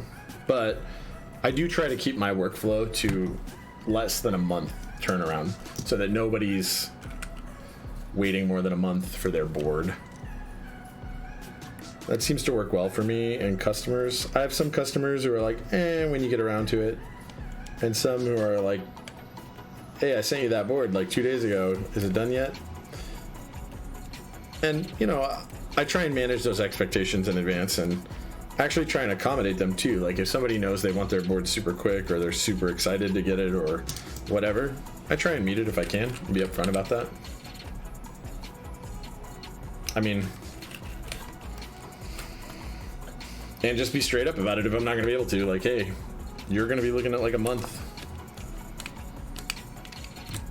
I mean, all my stuff says, you know, as it arrives, and all my contact. Yeah, I mean, I want repeat customers, honestly. I want people to want to come back. I want them to have a good experience and want to return. Because most of my customers are pretty good about it, and that would be that's the best way. It's just the best way. So hopefully, this is exactly the same.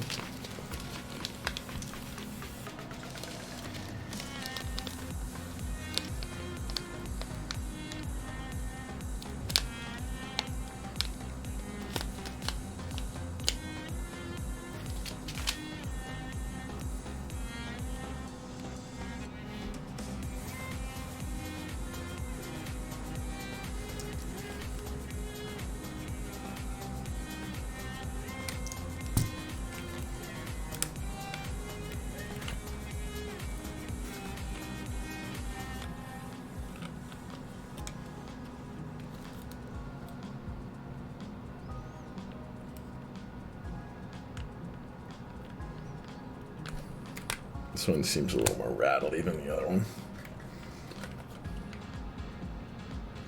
This one still moves a tiny bit.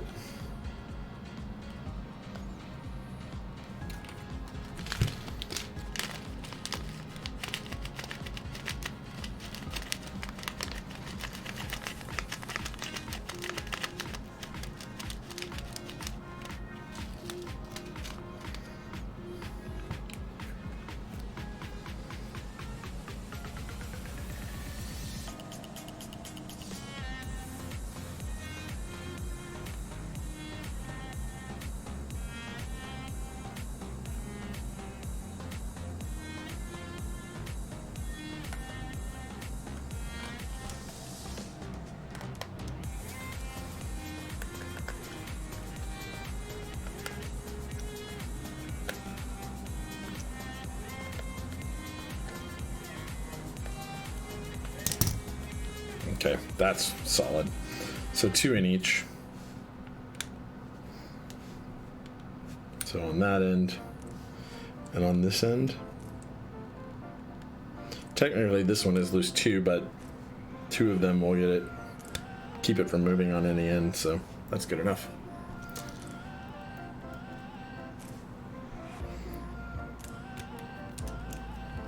I don't know, it's not just about customer service, it's also about like being proud of the work that you're doing. Like, I want these boards to be good. My name's on them, right? Like, if anybody ever gets these, other than that one customer, and to be like, oh, that's that one guy, that Josh guy, he makes crappy boards. That wouldn't be okay. That would make me feel bad.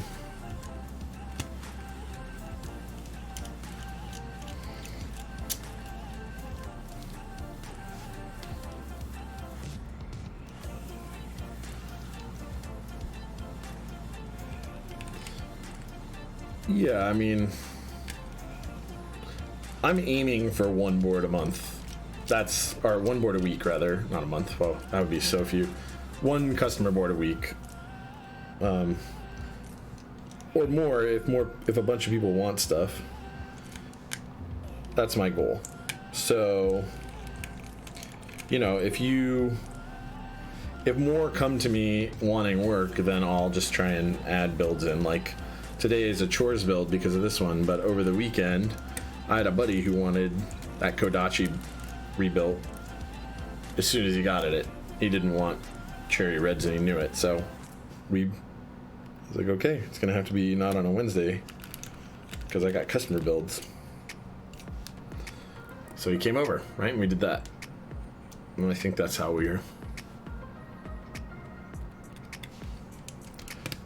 I'll handle it. Pretty much. Like, all my personal builds pretty much probably won't be on those Wednesdays.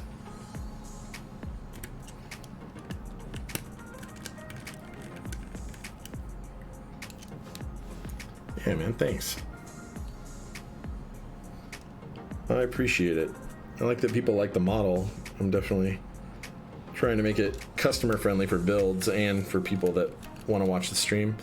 Also, I'm kind of curious to see how streaming on different days turns out, like if more people want to see it on a different day or whatever. I would guess that if I announced, unlike this weekend, if I announced the build in advance, people would want to see it on the weekends over anything else. Okay, cool. It's all together, man.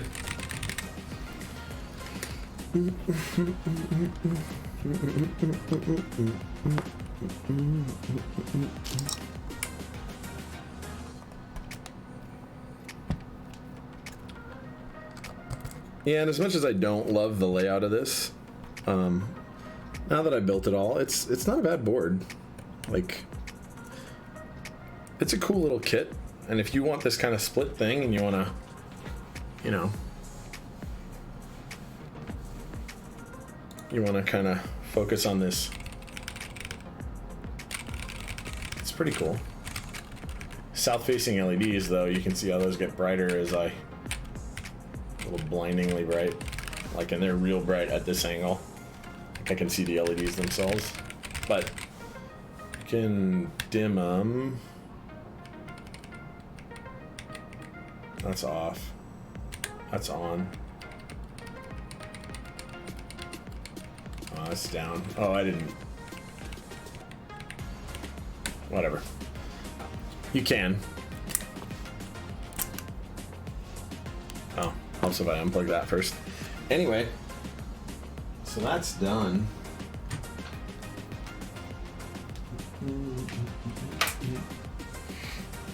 Retina's overrated anyway. Exactly, right? It's like pretty blindingly bright. Could dim them though. You know, I mean, to each their own. South facing and north facing have their own issues, right? I guess north facing, you may have the keycap if you're using GMK, which a lot of people are all the time, will bump into the keycap, right? So, I mean, there's little spacers that'll change that, right? Little metal spacers, but needing to see Yeah, you don't need to see the type. You just need to know where your home keys are. So, where did I put that other board? I know it's over here somewhere. Somewhere.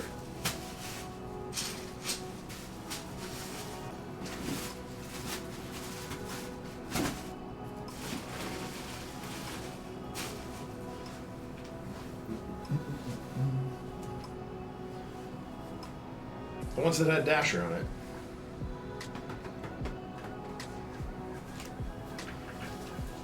Oh, I bet I left it in this box. I got it over here.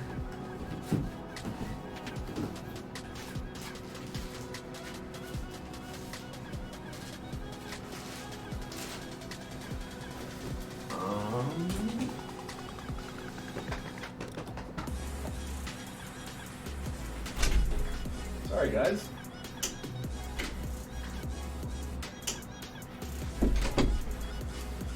Well, I guess we're not going to do that right now. Oh. No, it is where it was originally supposed to be. I literally just had it up on its side.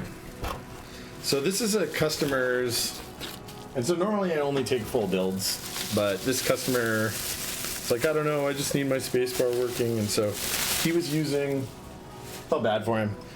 Because, you know, you want this thing to work right, and normally I wouldn't put this on a stream. Oh, hey, Tiny Shiny Crumb, thanks for the 100 bits. I really, really appreciate that. Really means a lot. Thank you. And, I didn't call it out, but, LR35902, thanks for following my channel, like, 45 minutes ago. So this guy put his stabilizers in, or had his stabilizer wire pop out, and so it was all rattly and not working at all. I actually stuck a spudger tool in there and like snapped the wire back in, but the problem is, and you guys will see this on camera pretty easily, and this might be how the wire snapped out in the first place, is that this SA Dancer, whatever. So he used clip-in stabs for one, which those had come free, so that was bad. I snapped those back in from the top, but if you look real careful here, you'll see that when I depress on one side, the whole stab insert comes out of the keycap altogether. Right? And this is the only one he's noticing a problem with, but actually the same thing happens on enter. Well, specifically if I smack it a few times, it'll, well, under gravity at least. There you go. Comes out entirely. He doesn't notice that one so much. It's the only other one that I know does it all the way. So whatever he used, stabilizer wise, didn't work, right? So that's not how he didn't know that when he sent it to me. So realistically, the only way to fix this is to desolder the whole board, take out these stabilizers, and fix them. So, yeah, I know. Feels bad, man, but it is what it is, right? I mean, this is why you use the right parts to start. And I don't know if he built it himself or if he had somebody build it or what the deal is. The solder joints look like they've all got too much solder on them. But, I mean, otherwise electrically they look pretty, like they'll work. I mean, I'm sure they do. I'll test them, but you can kind of see. Again, need to get a microscope to do this right, but like you can see right there, way too much. Way too much. Too much. Too much. There's some that are like beaded up a lot. So in the process of doing all this, we're gonna fix this too. We're gonna fix it. We're just gonna fix it. That's what we're gonna do, right? Because that's what we do. We make keyboards work well.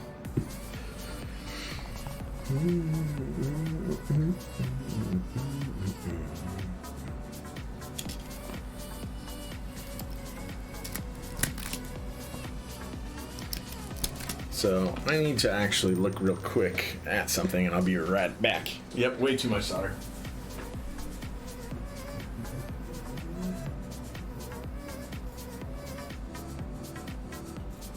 Sorry, I'll be right there, guys.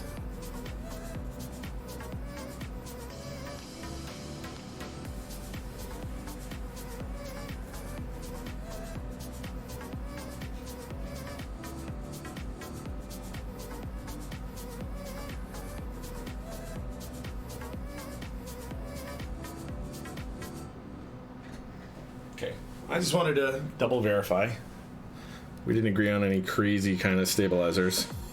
Before we do any of this, actually, what we're gonna do is first, I don't know why I put those back in, but probably just because it annoys me for them to be that out of place. One, we're gonna get rid of this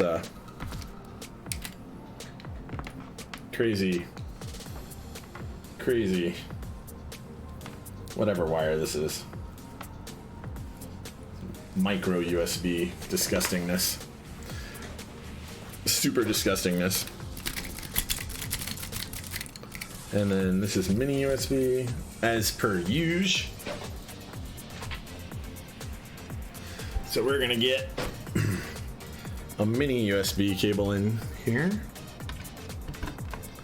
And actually, I'm gonna grab some water. It's right there on my other desk. So we're gonna test these keys, these switches, to make sure that they're all lighting up and we're not going crazy. Perfect. Perfect. Control. Shift.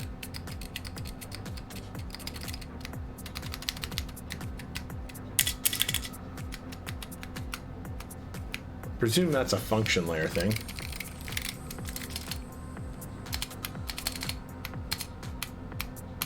Okay. Oh, come on, sticky keys.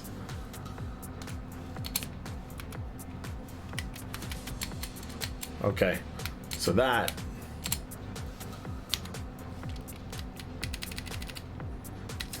so what does this do? Ah, okay. So this is also a function layer thing, as you can tell.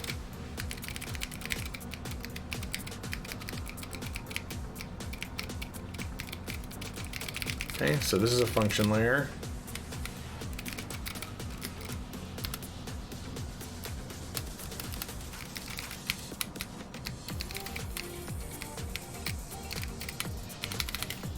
Presume this is some other function layer.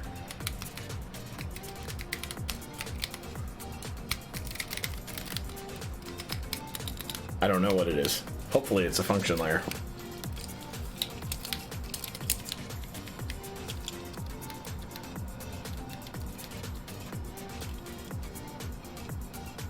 No, that looks like it'll pass current, so.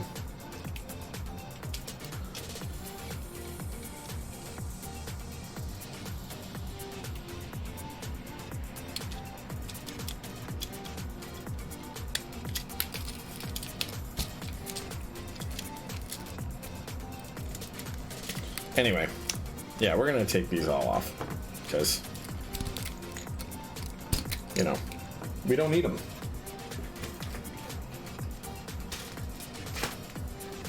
This is a customer's thing, so we're gonna put them in there. I'm gonna grab my water real quick.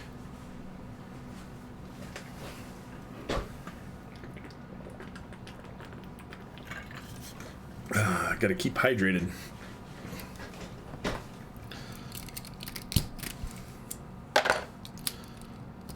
Yeah, I cannot do this, and our music stopped again. Hate this player.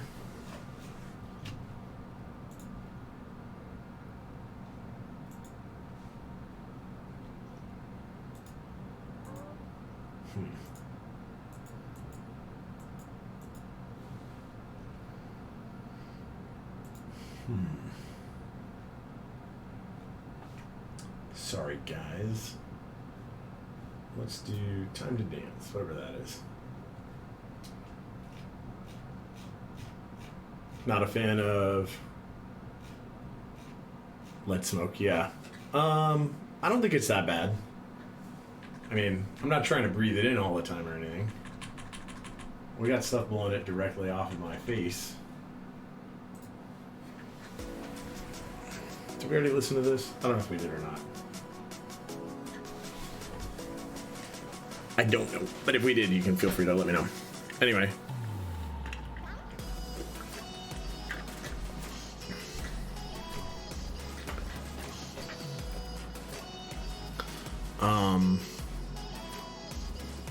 Wait, what's a common mistake? Oh, yeah.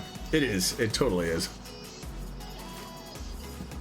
I'm not gonna worry that much about it. Realistically, if you're a newbie and you put too much solder on it, it is what it is, you know? What are you gonna do? If you don't have the equipment to remove it and you don't know the proper amount, I mean, his isn't that bad. I've seen worse.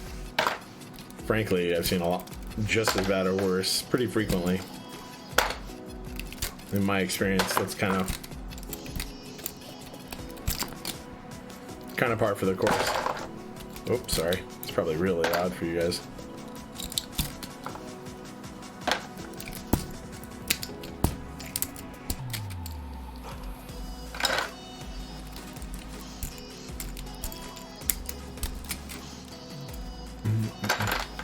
And oh yeah, the manual ones are terrible.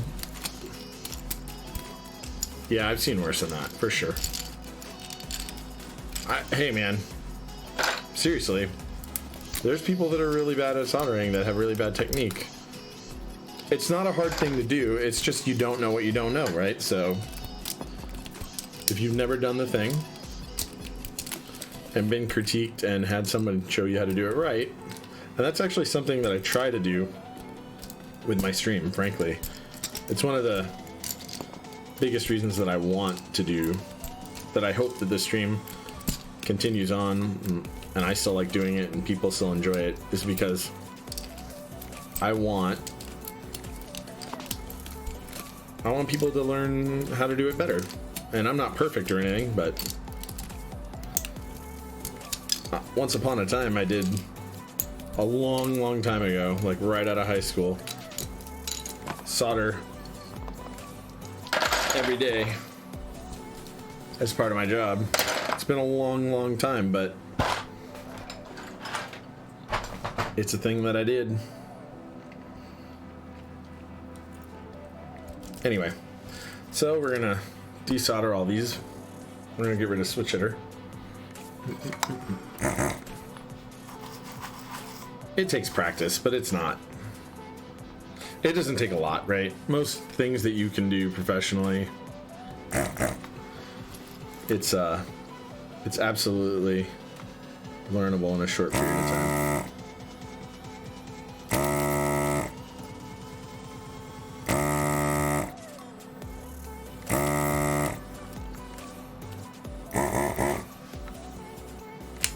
I want to look at this before we get too far in. See how much lead is in here. Oh yeah, it's actually pretty empty. It needs to be cleaned, but it's actually empty-ish.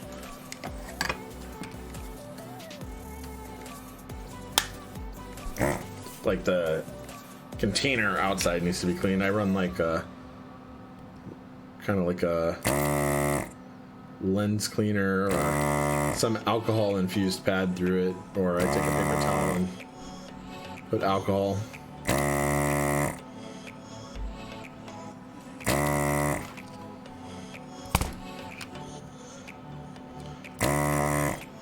Cleans the residue off the outside of that, or the inside of that container.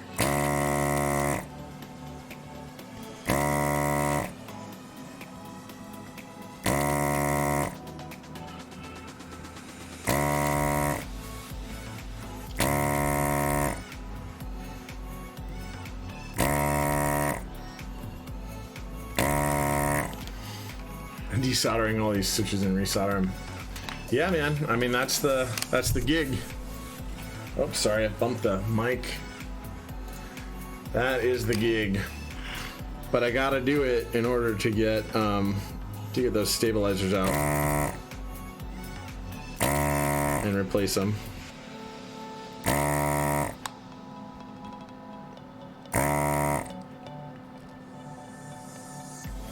Normally I don't take work like this just to do this without a full build coming my way, like the full keyboard and everything for the stream. But this is a chores episode, and like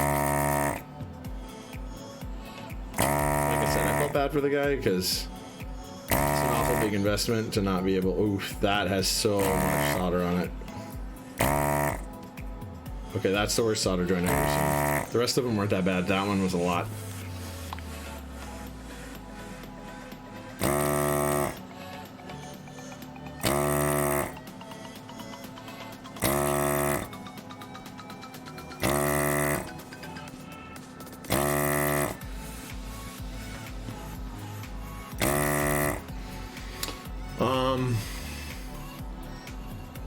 Oh, you're doing a bunch of stuff right now?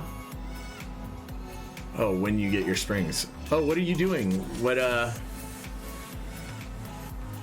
you doing spring swaps on? I'm curious now.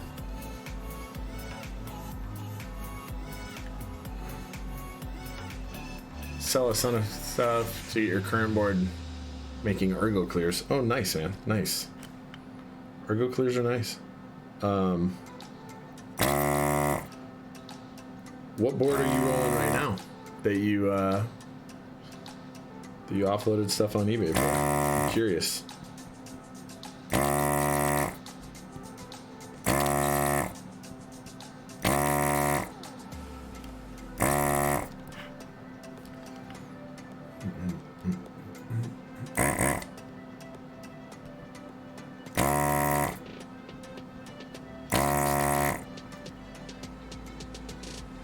Using a Eco M. What's that? Do you have a link? Where can I find it?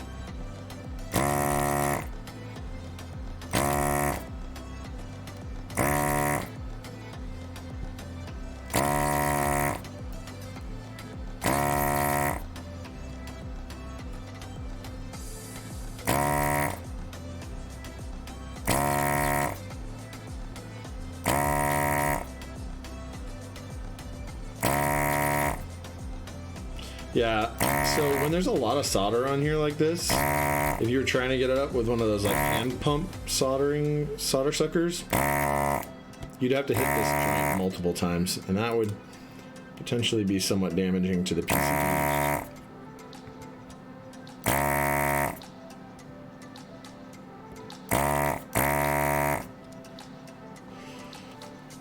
Like, you don't want to add too much heat, as I've talked about plenty of different times before.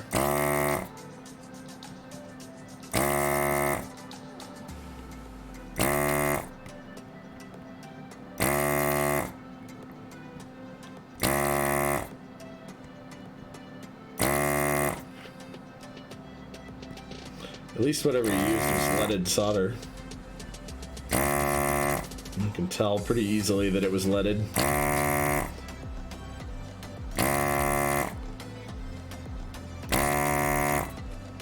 It's all coming up fairly simple.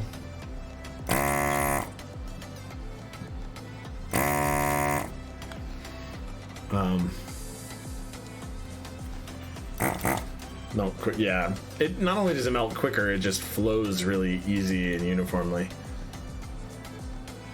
Eco V1 PCB. Ortholinear, huh?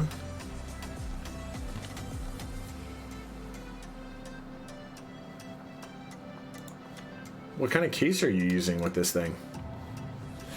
This supports Alps also? Are you using Alps or MX? Well, you're using MX, right? You said you're putting ergo clears in it. Oop.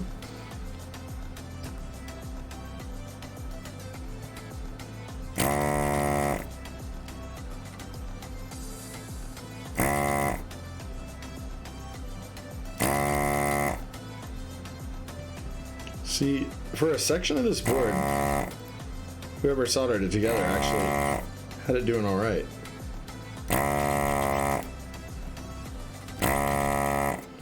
Like, they were doing just fine. just an acrylic plate with acrylic plate case with standoffs. Okay.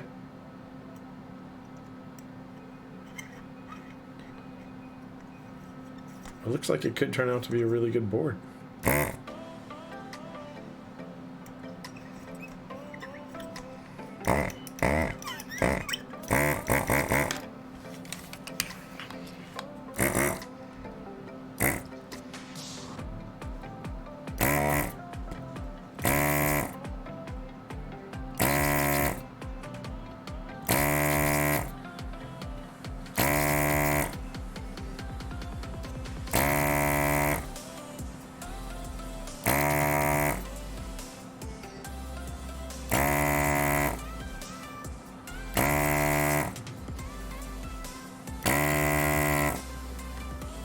So this customer just wants everything kind of simply replaced. So we're not going to do a ton of lube work or we're not going to put band-aids on.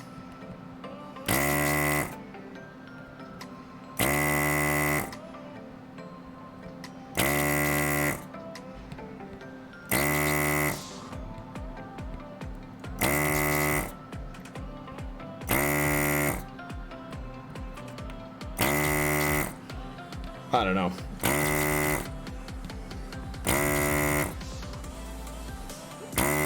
I mean, they're his nothing fancy. You're enjoying it and learning using layers. It's your first custom. There's nothing wrong with any of that. I barely use any layers at all, frankly. It's pretty rare that I use layers. Then again, I'm a TKL fan of all the different things that TKL or 75. I like not having to use layers personally.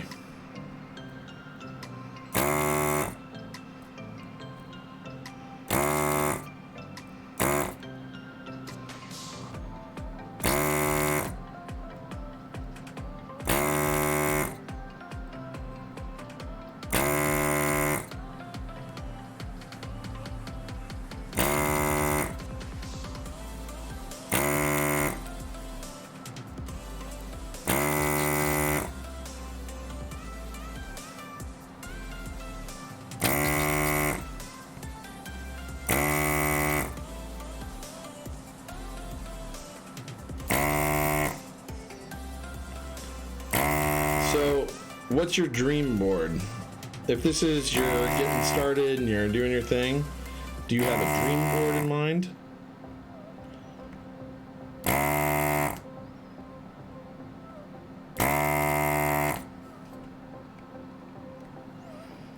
I mean, I hate to say this, what's your end game? Because, again, I'll always say end game is a meme. There's no such thing. Anybody who gets into this hobby.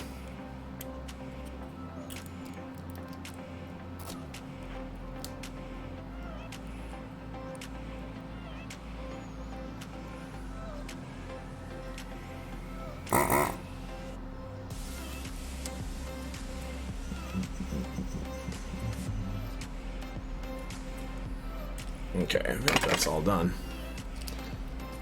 You're looking at the Iris Ergodash as your next.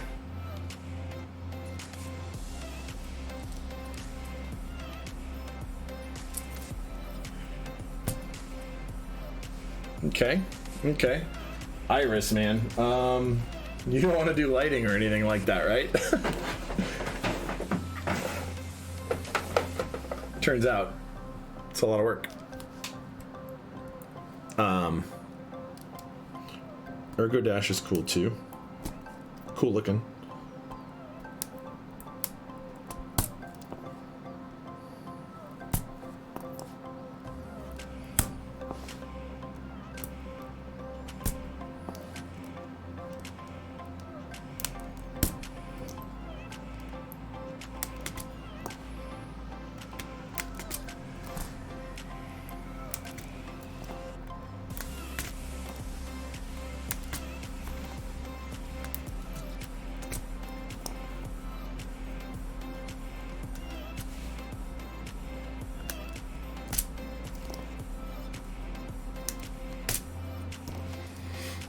Not the biggest fan of lighting. Yeah, that's a lot of people in the hobby are not super about that.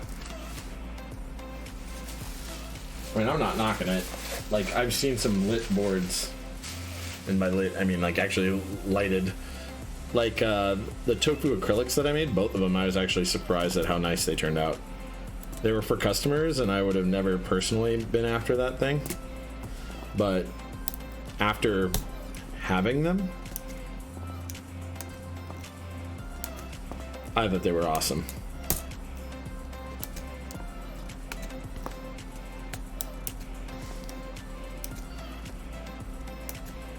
So here's my question. Customer did not request lubricated stabilizers.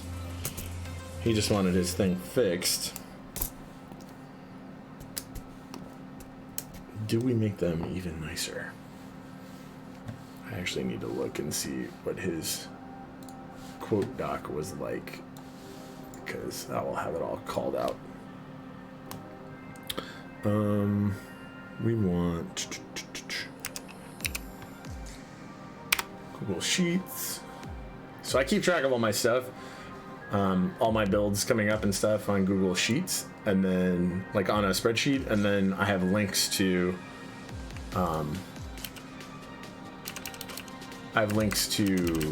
build quote Google Docs that I make.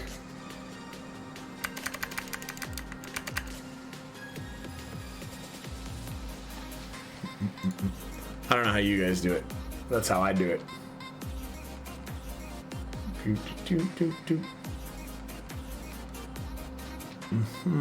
Fix and reinstall stabs.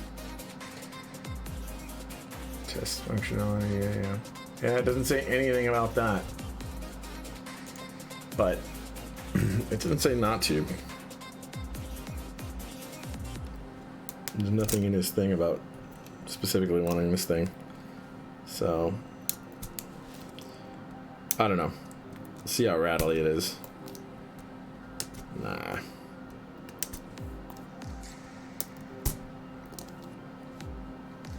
Yeah, I agree, man. You kind of have to. If you're going to take a bunch of customer builds on, kind of have to organize them. And I'm pretty good about it. It's usually where I get gotten is where someone will contact me outside of the normal methodology. Like, they'll hit me on one place or another, or they'll pause their build desires or something, and then come back to me, and they didn't get entered into the cycle because we didn't agree on something. So I'm trying to clean that portion up and follow up with people better who like don't get an actual build request, but clearly were interested in something. Maybe who don't know what to ask. Like, they knew enough to ask somebody, but didn't know other questions to ask. I don't know. I think some of the streamers are trying to only focus on, and this is no knock on them at all, actually. Like, because I may one day do the same thing where they're only focusing on big kits. And I like those builds, and I appreciate them and target them first, but I also... people who want cool builds, who don't have, you know, like an Alice to send me or something, I definitely want them to still be able to get a build made. So this plate is kind of gross. Wipe that off with an alcohol pad. I think it has something on it, like it had some crumbs or something on it, which, whatever, that happens. But it also has like flux residue or something on it, like he was soldering over it somehow. So simple, a little bit of this, some isopropyl and a paper towel.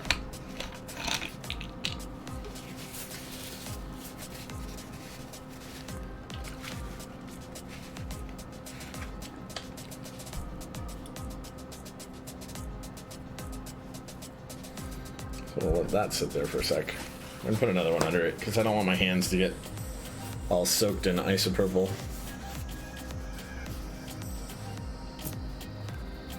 Because alcohol this pure is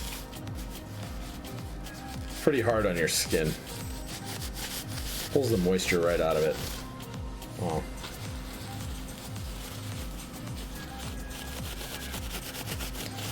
I should keep a little nylon brush around to do this kind of work.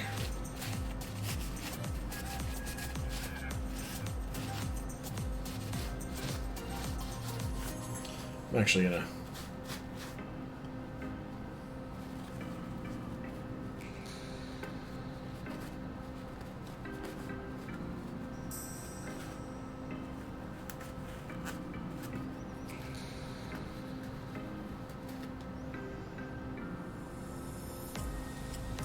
it really is like flux or something. It sticks on there really well. And it looks like flux too. Like right there. Why would there be that much on there?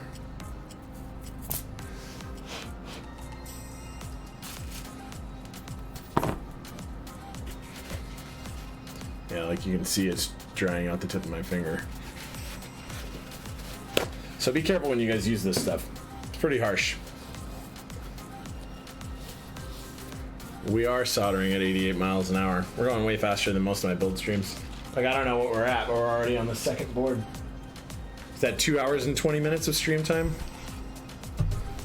That's pretty fast. We're building a second board. Desoldering and resoldering.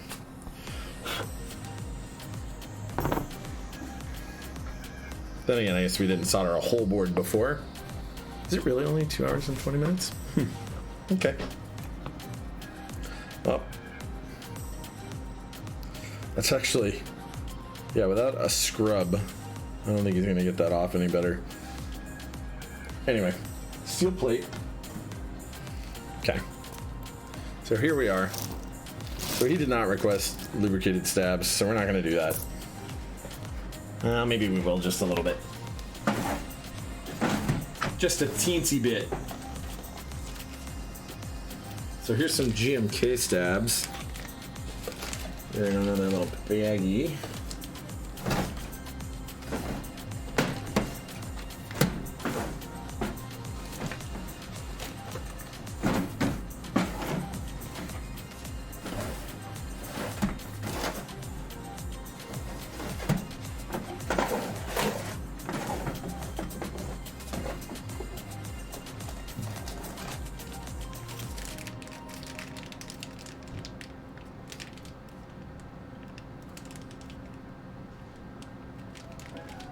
Oh, I have plate stabs. That's weird. Okay, GMK it is. He said add it to his tab. That's not bad. So we will do just that. Add it to his tab. All right, to lubricate or not to lubricate? That is the question. Should we do him a solid and just lube his stabs? I think maybe we should.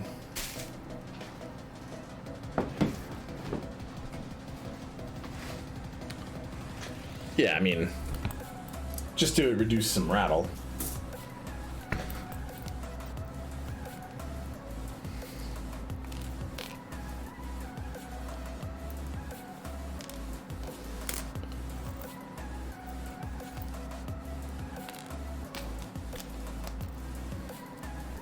I mean, he didn't really, this was to investigate his problem. When I told him what needed to happen, we never really like went over, should we do it or should we not? So customer, if you watch this,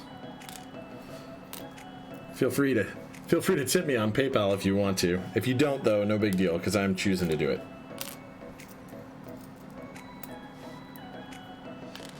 For real. I think it's the right way to get the board done, so we're gonna do it. You know, it's just good customer service. Get the thing done. Get the thing done. Get it done right.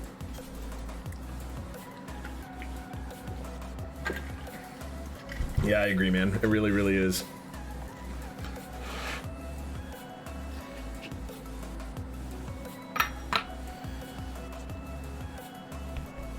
Yeah. No rattly stabs. Not acceptable. Not acceptable. Not to me. Can't stand it. I can't stand it when they rattle. My work board has ever so slight of a rattle, which is difficult which took a lot to make it not, because it had as co-star stabs, because it's the board that I can use at work. That's their board. So I did tune it all up. Oh, you know what? We're not doing that yet. Before we do that, yeah. So we got some Crytox 205 there. No rattle because no stabs. No joke. No joke, sir.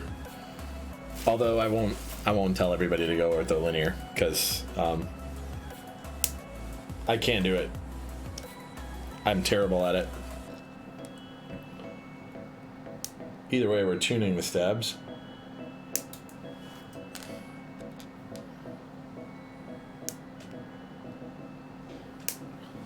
Man, these stabs are going to be so much better than they were before.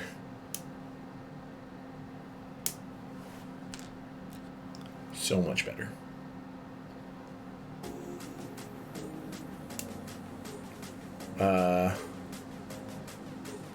Why would you feel bad for liking clears?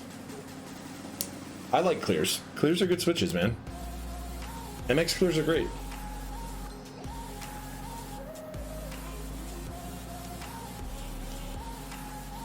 I mean, at the very least, they're perfectly acceptable.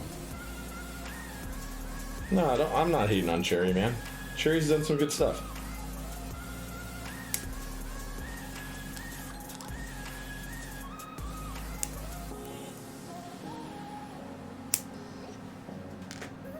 Seriously. Cherry's made great stuff. Along the way, they've made some good stuff. I will say that there are better options, in my opinion. But I'm not going to knock anyone for liking what they like. Unless it's MX Browns. Joking. I wouldn't even knock that. Honestly, if that's your gig, that's what makes you happy, that super light tactility, you have maybe just super sensitive fingers, then more power to you, man. I would be okay even with that if it were somebody else's thing.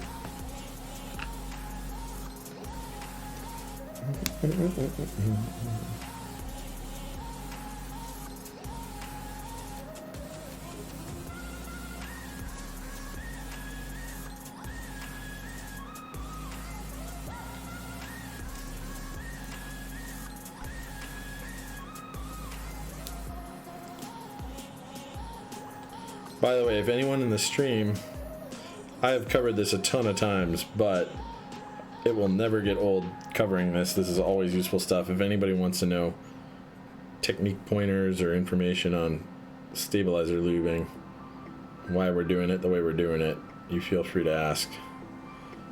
Tell me what that you need to know. I have no idea what your guys is wait. They don't bottom out, which I love, and the spring weighting is pretty good. I swear. If you don't like ergo clears, you're gonna have to desolder and switch the spring again. Yeah, man.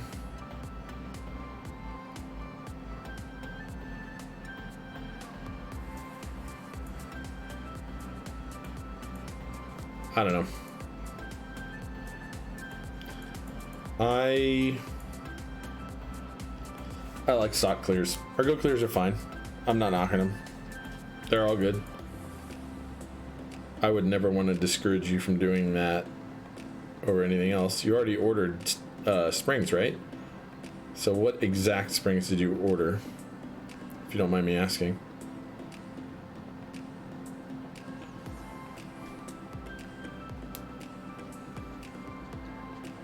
Trial and error. These stock springs are a bit heavy for you. Really? MX clear springs are too heavy for you? Okay, well. See, for me, MX clears are like as light as I really like. Maybe not as light as I really like, but they're on the light end of things that I like. I like heavy springs though. compared to a lot of people. I mean, many of the streamers or personalities in the scene or people that you talk to do not like their springs, their switches as heavy as I like mine. Like, I like Hakka Royal Trues. I like 78 gram Zelio V2s. I like, I don't know, maybe I just type real heavy. No hatred for the people who type light or like it, but I bottom out all the time with heavier or with lighter spring stuff. I just have lots of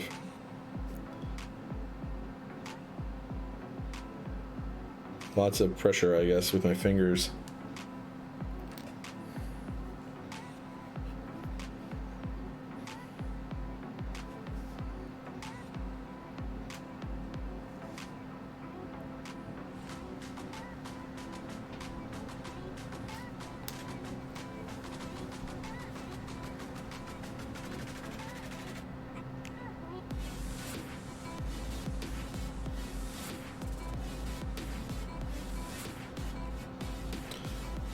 Just my style.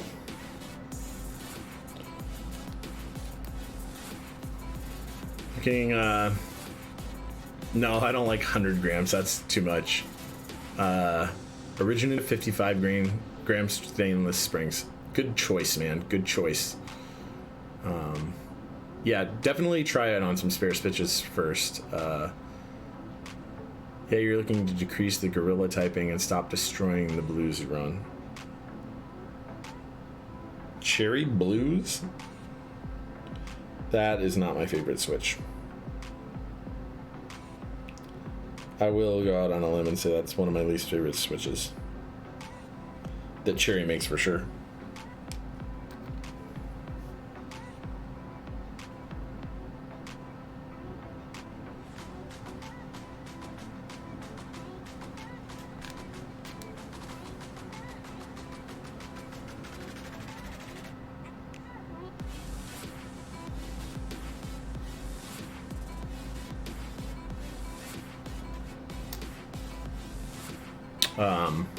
Oh, Gap Blues.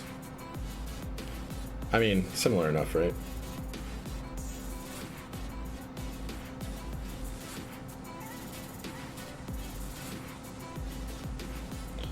Have you used Gat Greens by chance? I like those a little more.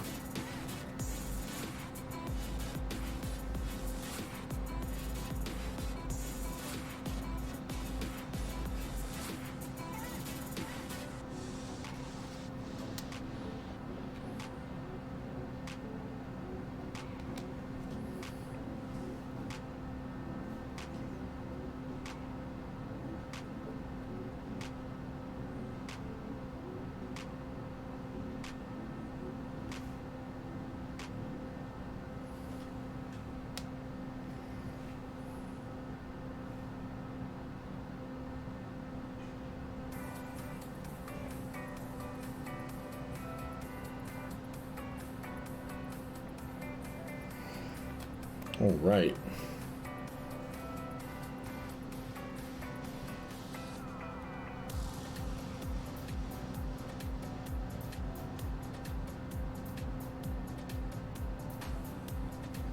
Okay.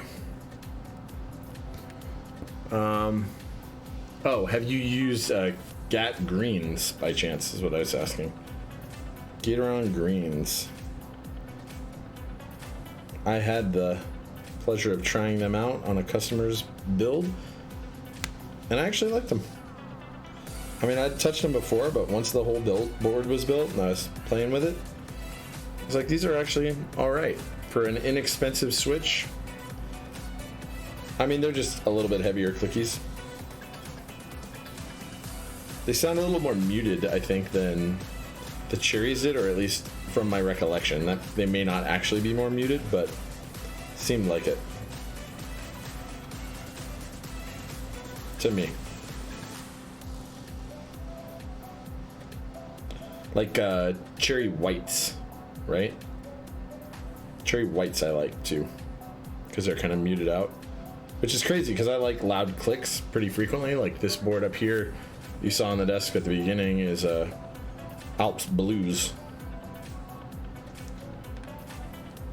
So I mean,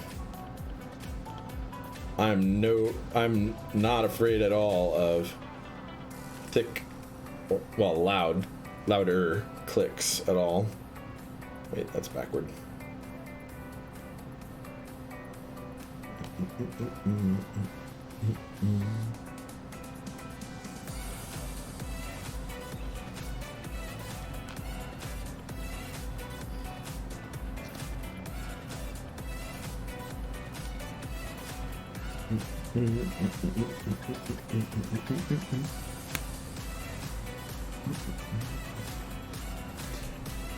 Only reason you went with Tactile is because girlfriend's sleeping in the room and didn't want to keep her awake all night. I don't hate that at all, man. That's a good choice to be nice to the people around you. You don't want to irritate the people in your space or that you share space with.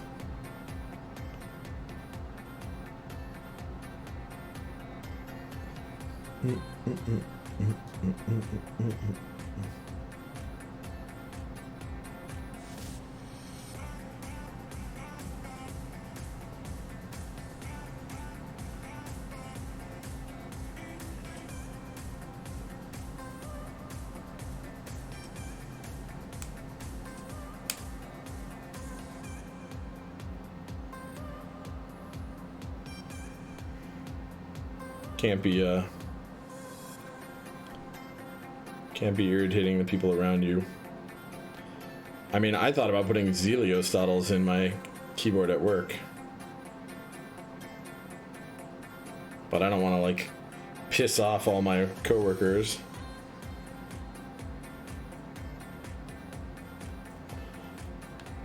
Or box navies, right?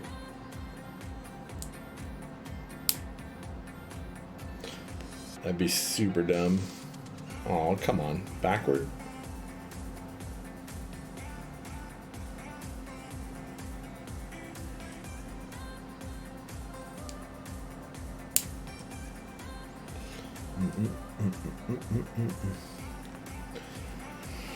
So, making this guy's stabs all... Yeah, man. Thick clicks are great. I like navies. Navies are great. One of my favorite clicky MX switches. Oh, that was way too much. Whoa, what am I doing?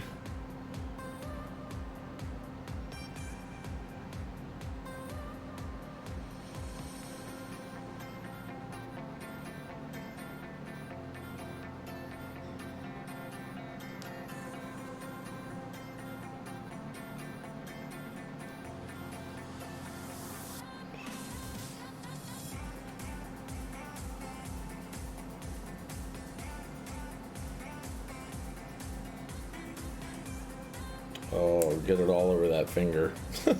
So gross.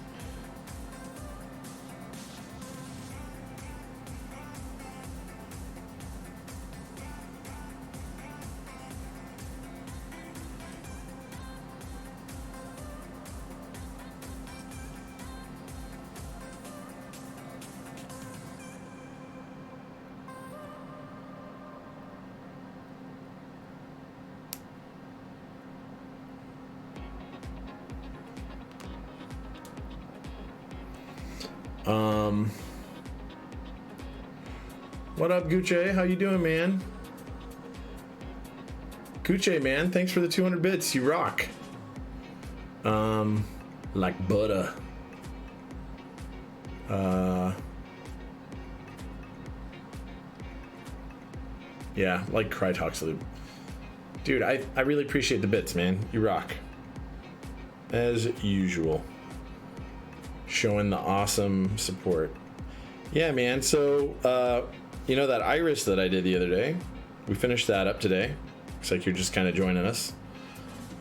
like fix those lights. It was just resistors that needed to be added for every switch position. So I got a bunch of SMD resistors.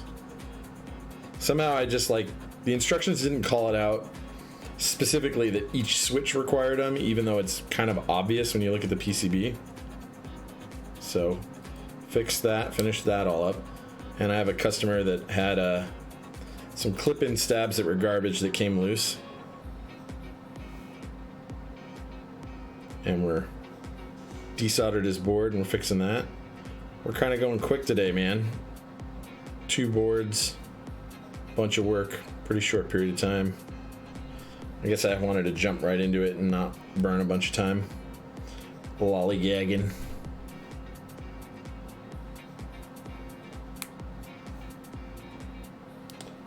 So we're just kind of kicking ass, man. Yeah, you stay right there. I don't know, we could have saved even more time. The customer didn't ask for lube on his stabs, but he didn't say not to. We didn't really discuss it because it was just to fix his stabs, and I let him know that, hey, your clip-in stabs are all loose and they don't fit your switches anyway. Like the stems are too loose.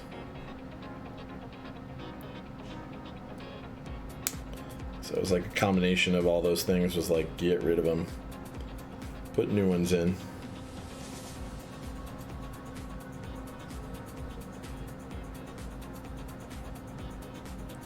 So we're just kind of doing him a solid. Don't test you've Dreamer's wallet this past week unloaded.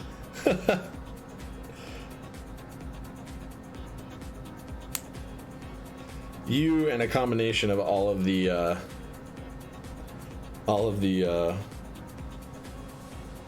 hey man, you can donate any of that money back if you want. I have no problem with it. I'm just saying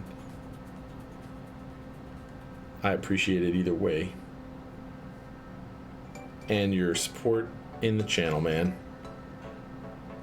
Being a loyal watcher. Coming back. Now, hey, thank you, TSC. Thanks for the 300 bits. Seriously.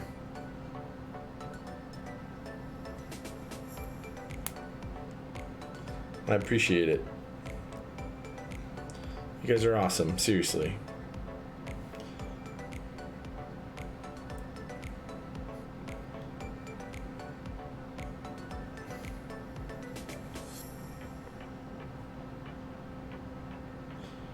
Yeah, anyway.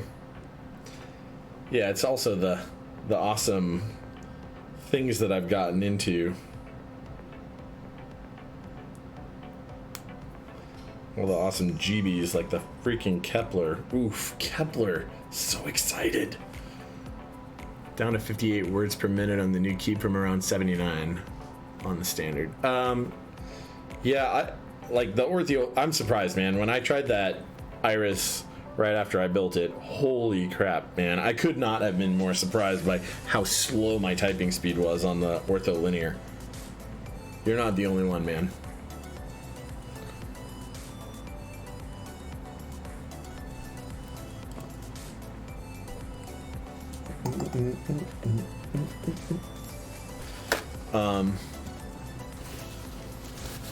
I don't know. I don't know if ortholinear will ever be my bag, but oof, Gucci. Dude, thank you for the 1,000 bits. Seriously, man. You rock, man. Thank you. I appreciate it. You guys are crazy. Bit warring over me. I thank you. That's what I got. Thank you. Seriously. It is always appreciated. All the support. So, let's get these bad mama jammas out.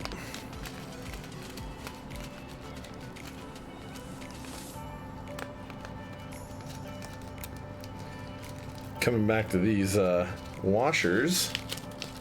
And then we're gonna get the where are the screws at? Oh yeah, I consolidated all of my GMK stab screws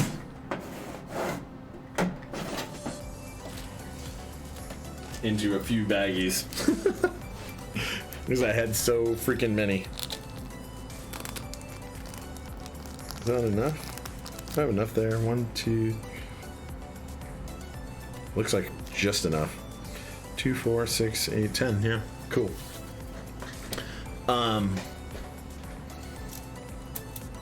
Much love to all of you guys, for real.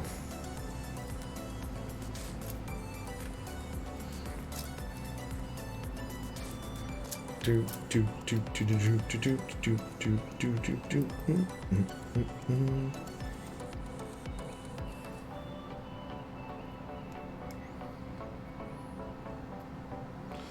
So we'll get these washers on.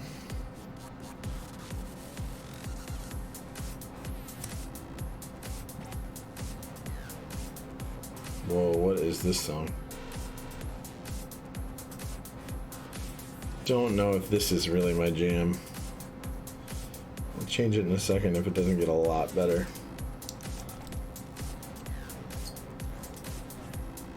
I mean, it's just got a lot of wah-wahs going on in there for me.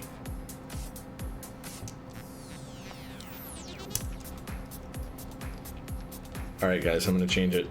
Unless someone is like, I need this. Off to work you go. Hi ho, hi ho. It's off to work you go. Nice, man. Great night. Be back to hang out sometime. Yeah, man, absolutely. Come back anytime. You are more than welcome.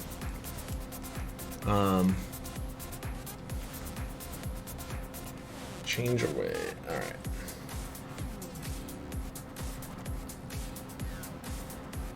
Okay.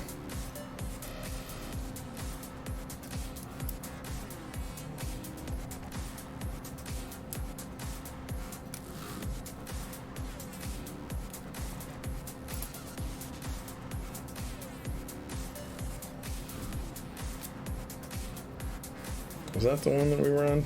Dang it. Yeah, I think it was. Certainly hope. We'll test the bottom row out before we're done.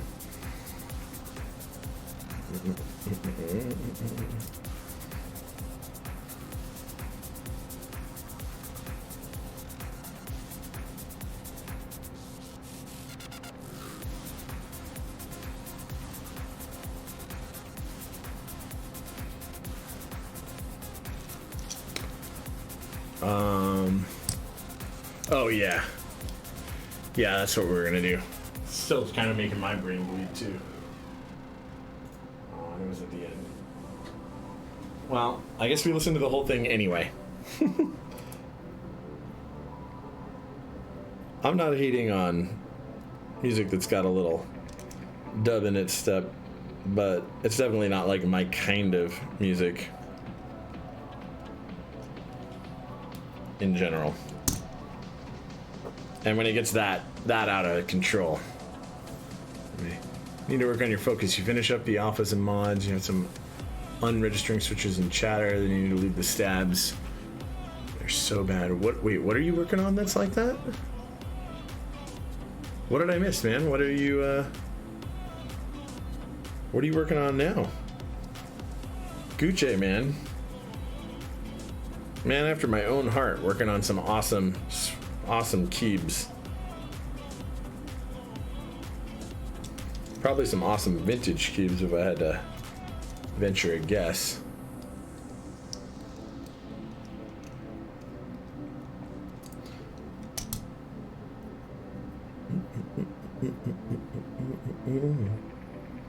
Oh yeah, let's get rid of this.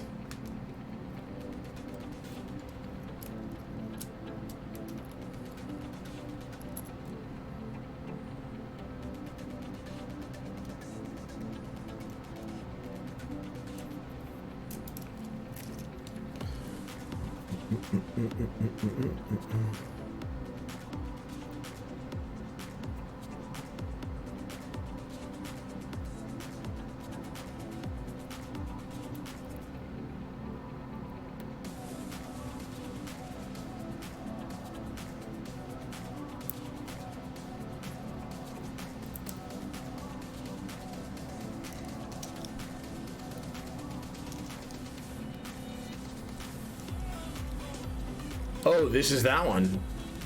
I didn't even look at the link yet, but I see in the link itself, the text, the 555.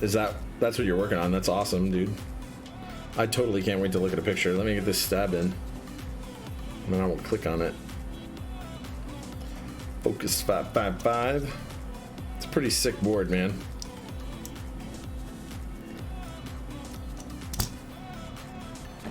That's what Chiro-san did his on. Oof, dude. Oof. So nice. So nice. Dang, dude. Loving them Blue Alps, man. And you know it. Loving those Blue Alps, and you know it.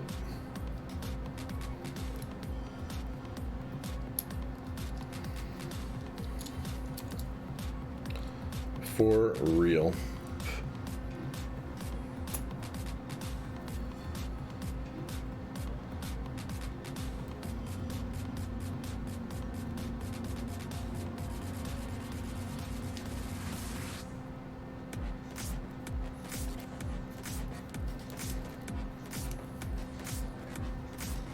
Okay, this has got a beat to it so far.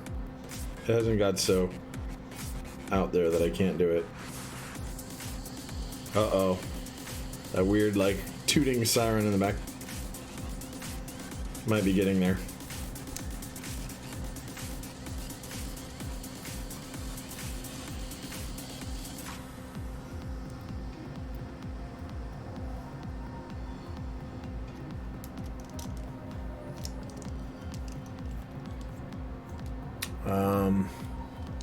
Replace the alphas with the thick OG Alp double shots since they look like originals. They look nice, by the way. Really nice.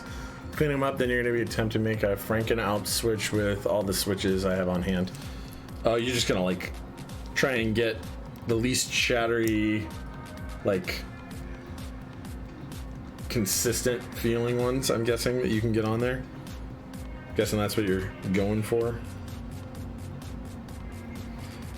It's kind of hard if you have stuff from a lot of different batches, though.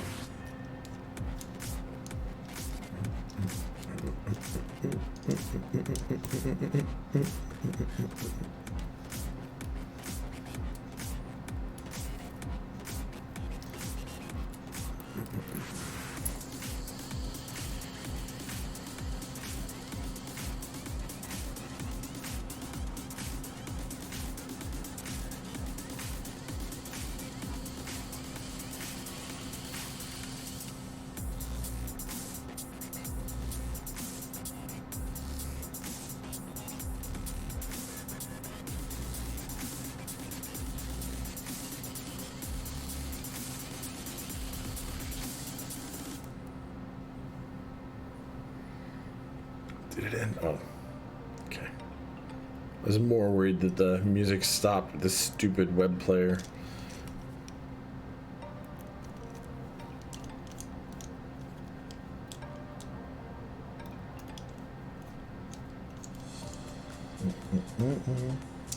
Okay. We got all of our stabs in. We're going to redo that bottom row because I want to make sure that it's lined up and that they fit. Since that was the problem initially, right?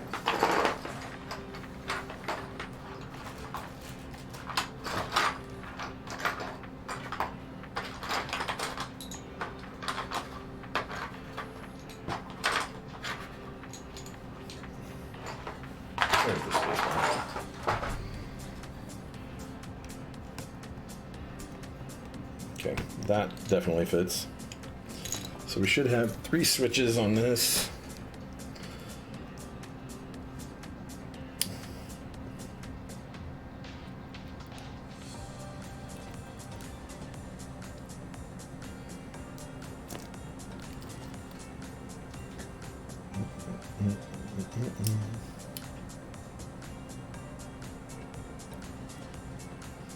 Yep, this is right.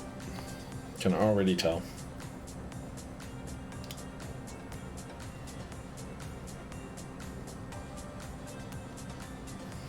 Perfect.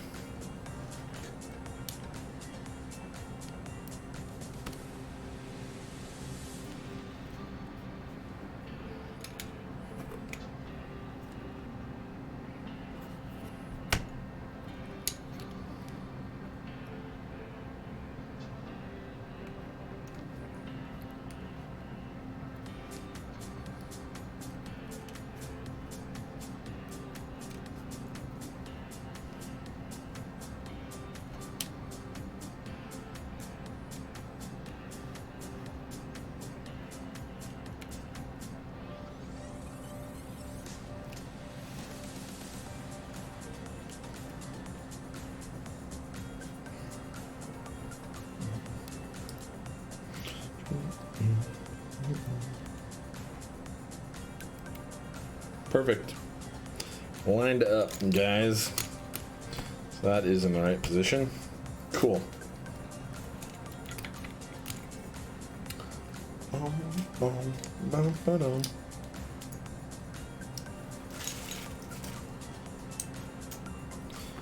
right. Let's get this thing all soldered in, right?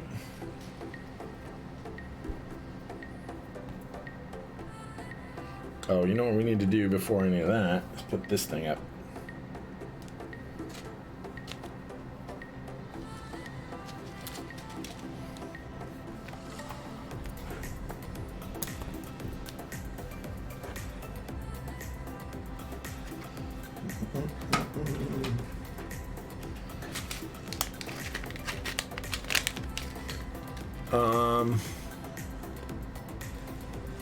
You sent me some clone switches.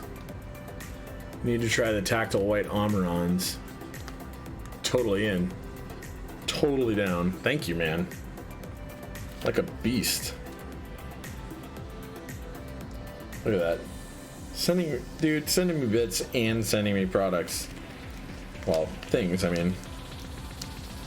Cool Alps and Alps clones. You're awesome, man.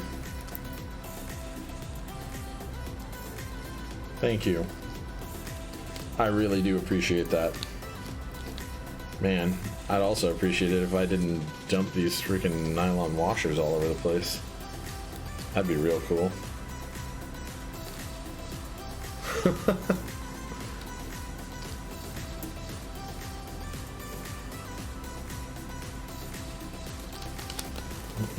Come on.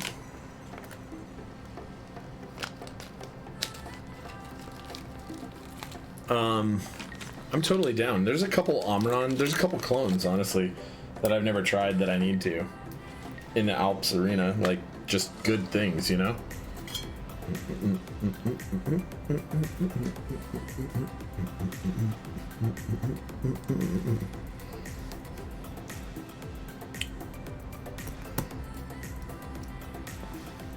Things that I'm really looking forward to.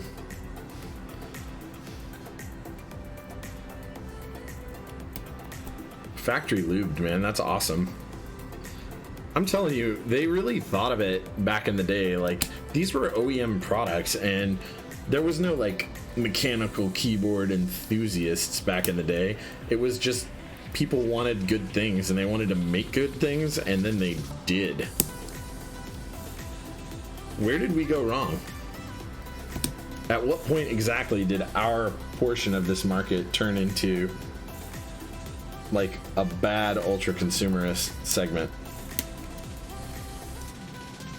Somewhere around the early to mid 90s, I'm guessing, when we really break it down.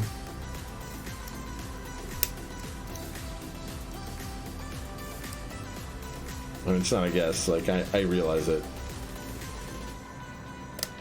Maybe right when we came up with the cheapest way ever to make capacitive membrane things.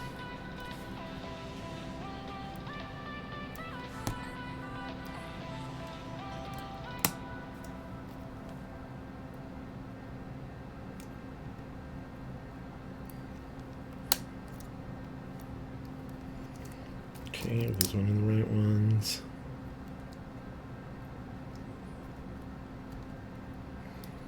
No, it stopped again. Okay, we'll fix that in a sec.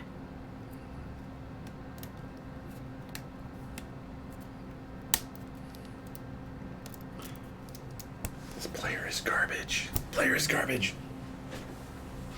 Planned obsolescence. Yes, you could be correct, TSC.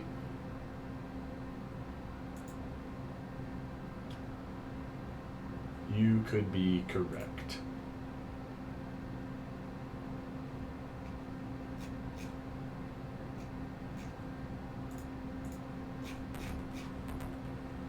I don't know if we're gonna like this playlist. This is probably a little more clubby. But you let me know.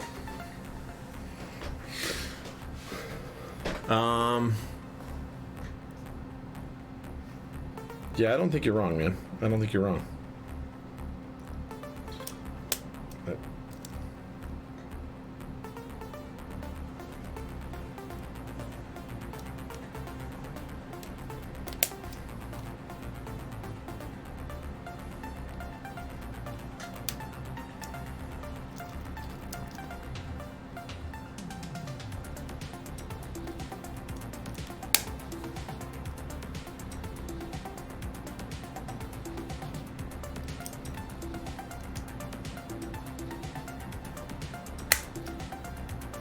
Okay,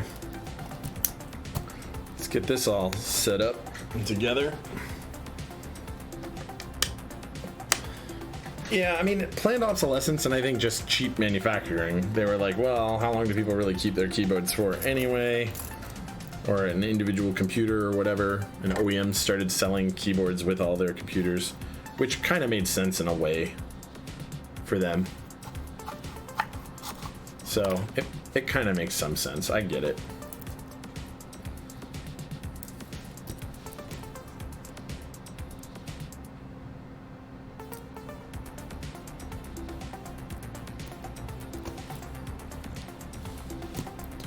Oh, we need that fan on pretty quick.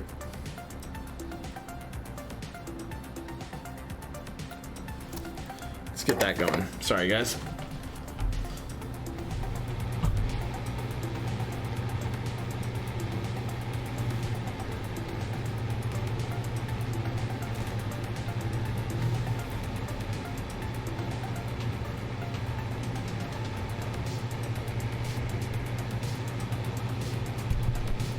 Trying to put this microphone and fan in an arrangement such that they aren't interfering with each other all the time.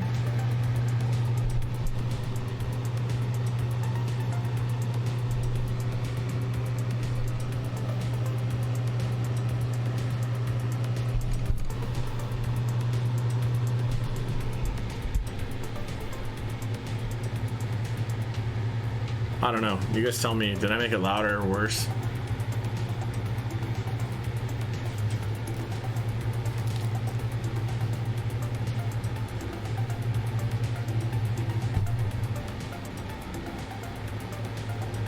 Oh, that actually helps a lot. Hold on, guys. I got an idea.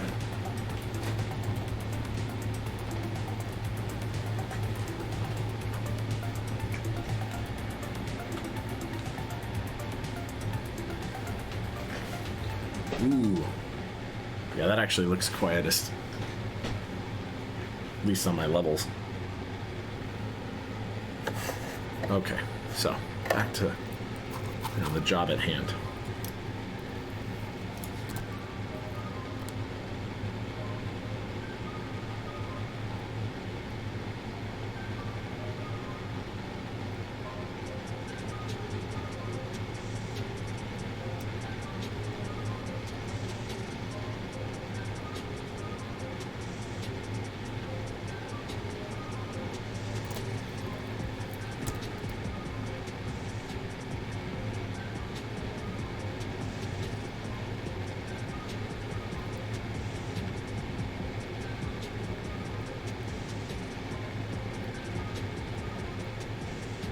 So, yeah, of course that stuff goes hand in hand. You're totally right. I mean, there's no disputing that it does, but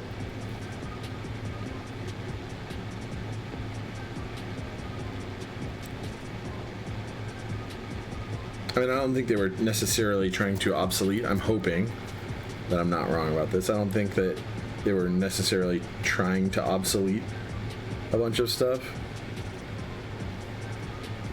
But rather they were just trying to say, oh, well, everybody replaces their keyboards anyway, so we should probably make things that are, I don't know. I shouldn't try and think good of a bunch of people that are manufacturing stuff. They're really just economical about it, I guess. I was hoping that they were just like, we should make things that are actually less wasteful if people are throwing this away anyway.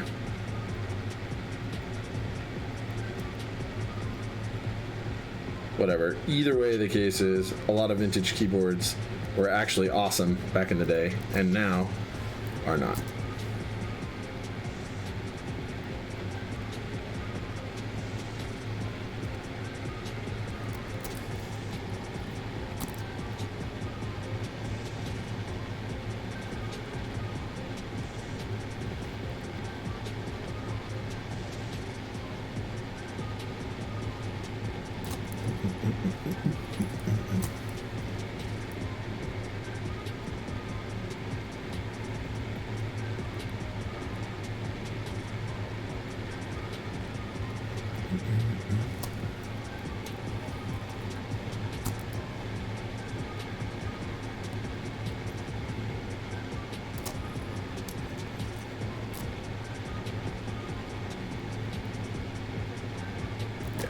These joints are going to look way better.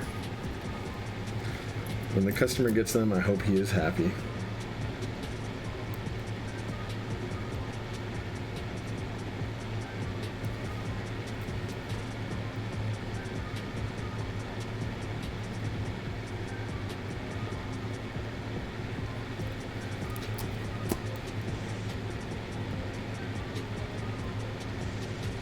And his stabs are going to work. That I hope he's very happy with. Pretty sure that's what he's most concerned with.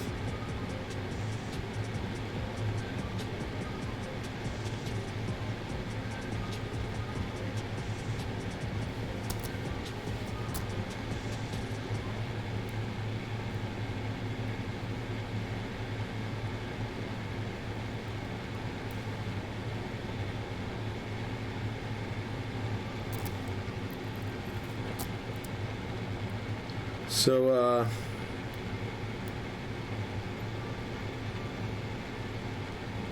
I'm curious, Gucci and others, whoever's watching, what your guys' favorite vintage keyboards are.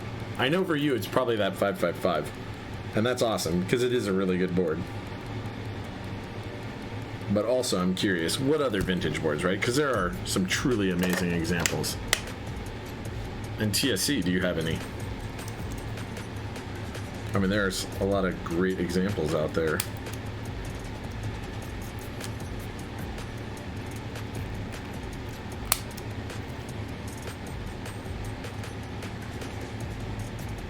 Because I frankly could not tell you what my favorite vintage board is at this point. There's so many options.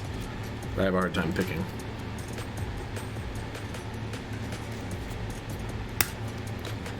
Like, I like a lot of them. I think one of my favorite typing experiences for vintage boards is actually with not my favorite vintage switches, although really good vintage switches, not my absolute favorite, which is the Apple Extended keyboard, the MO115. Of my personal keybs, vintage keybs, I think that's probably my favorite. And it's funny because I cannot tell you absolutely why. Because the truth is, when I got it, I would have never been able to say that. I would have said that. But it's just so consistently good every time I touch it. Like, I'm just happy with it every time I use it.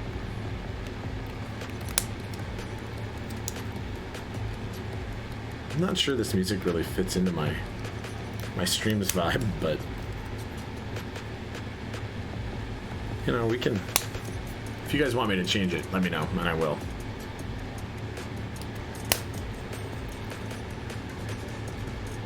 It's a little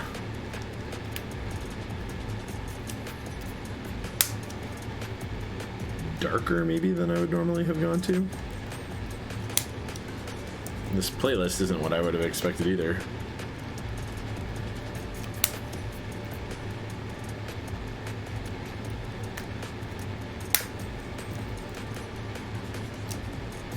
I should really start mixing the genres up.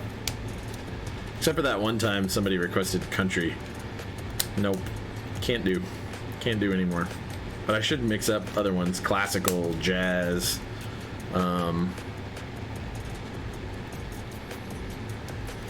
the problem with picking rock is that I'd want to only do kind of like mainstream songs, and I can't find good royalty free or paid for anyway, cleared for reproduction. Or IBM Kish Saver, that's a good one, man. Oof. Okay, yeah, Kish Saver is good. I don't know, I really want at some point in the near future, well, maybe not that near, depends on when I can find one. I really want an F107, and I know I told you about that, but I kind of want to do a resto on my own of an F107. Like, and I actually had a customer hit me up like, hey, would you be interested in doing one? And I said, yeah, but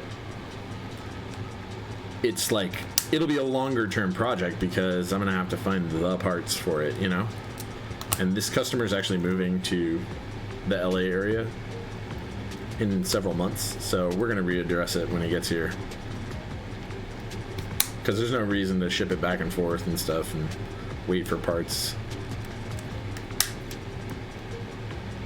But that sounds super fun. But I actually want one also. So Gucci, you come across any F107s that are looking for a new home, you let me know. There's one on eBay right now that's fully restoed that somebody wants like $600 for. Too steep.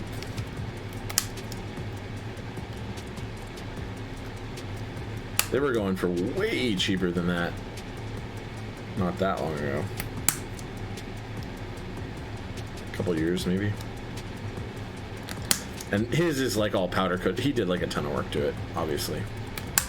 But that's the part I want to do to it anyway.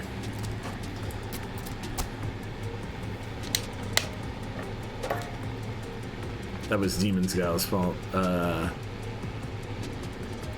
Good. I'm glad somebody did, because that was I mean, I tried to service that request, but I couldn't handle it for too long. It's just not my genre of music. I'm not hating on the genre in general, like, it's just not my genre. Then again, I'm not sure what this song is. Like, I don't even know what this genre would be.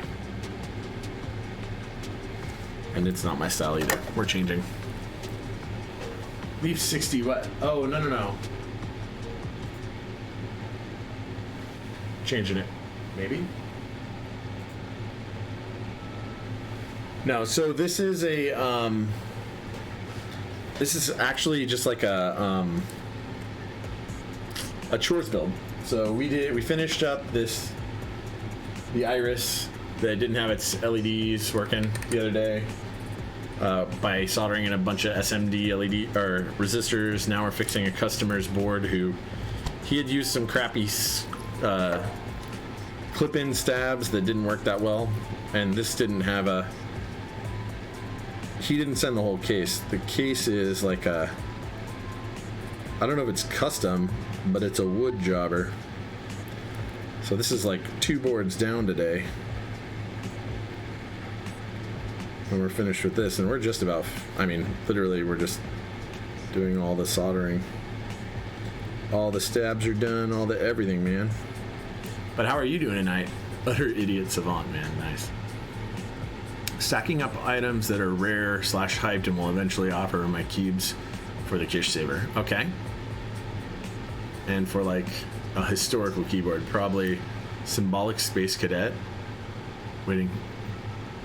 Yep.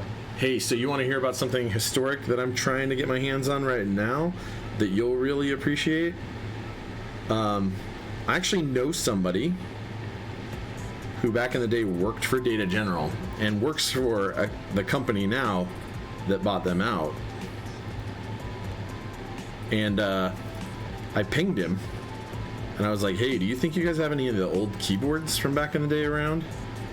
And he was like, yeah, I'm positive we have some. And so I showed him a Dasher D20 and he's like, we don't have any in the office that I work in, but I know somebody in some of the older offices, and it's very, very probable that he'll have one around. So I'm going to try and get that somehow. And I'm going to try and get my hands on any of the other Data General keyboards that they might have laying around as well. So trying to look for some of that stuff, man. Oof. I did the... Wait. No, I didn't. No, I didn't what? Oh, yeah. Yeah, I'm going to try and get a legit Dasher D20, man. Let's do this. I hope that it works out. I really do. There's no guarantees, right? I mean, they may not have it still, or they may not have one of those exactly. But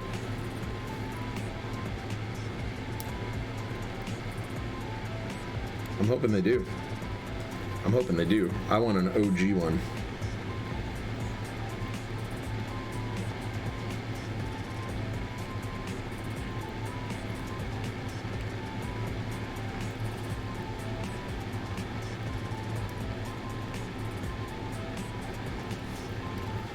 I want that thing. So what are you saying about legwork? I mean, I'll ask them for if they've got Dasher D1s laying around. I'm going to ask for all of the things that they got laying around to see if they've got them.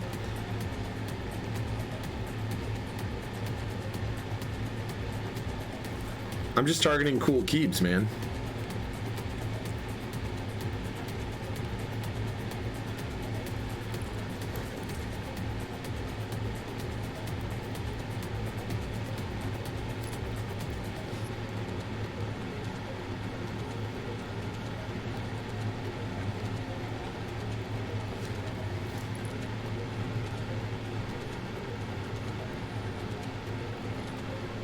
And if I get duplicates and stuff of any of those, I'll even let people know. You might want them. People in the community.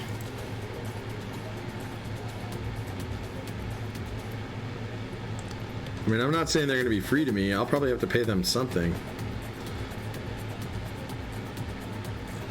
But they're willing to give them to me.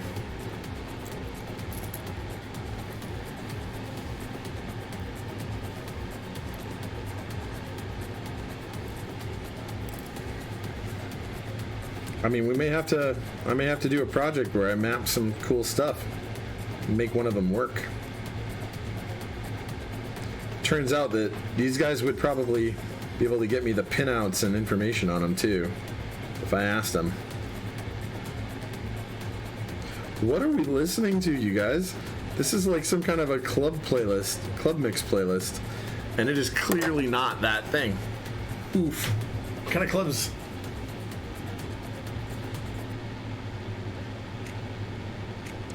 I don't even know. Estate sales in your area are nice at times. Much vintage stuff. Yeah, I need to start hitting up like legit estate sales too. I've gone to one or two estate sales in my lifetime, and there was a lot of really cool stuff, like really big estate sales. And I actually know somebody who kind of went to a bunch of them in the past and knows people that do auctions and stuff at them.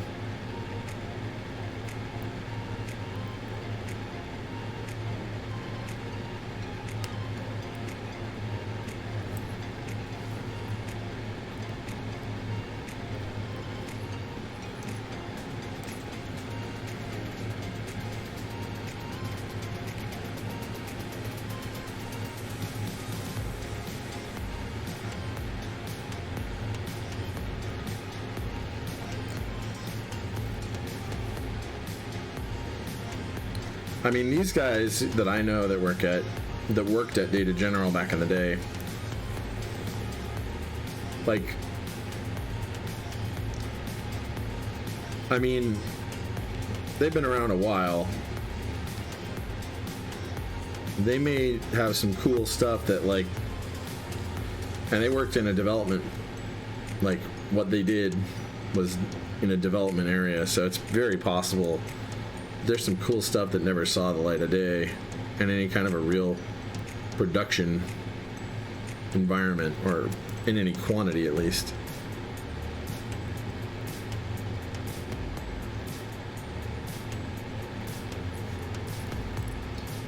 So I'm excited to see what they might be able to come up with.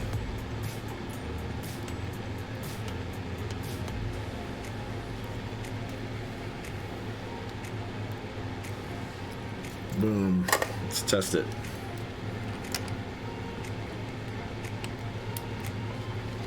Okay.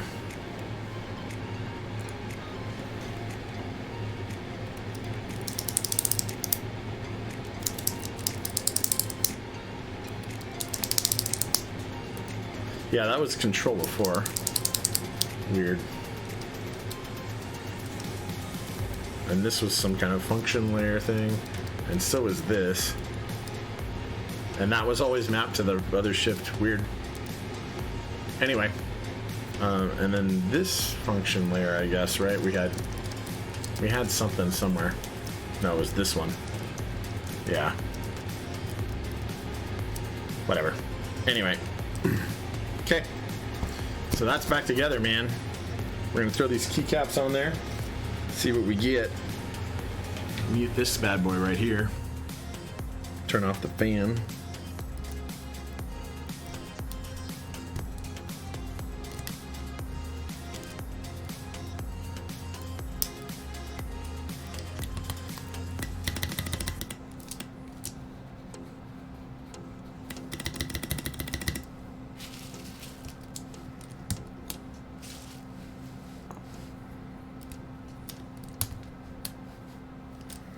So these caps weren't the cleanest, and a couple of them actually had scratches and stuff on them, but it's all right. We'll live. So this is the customer's stuff right here. So we're gonna throw his stuff back in.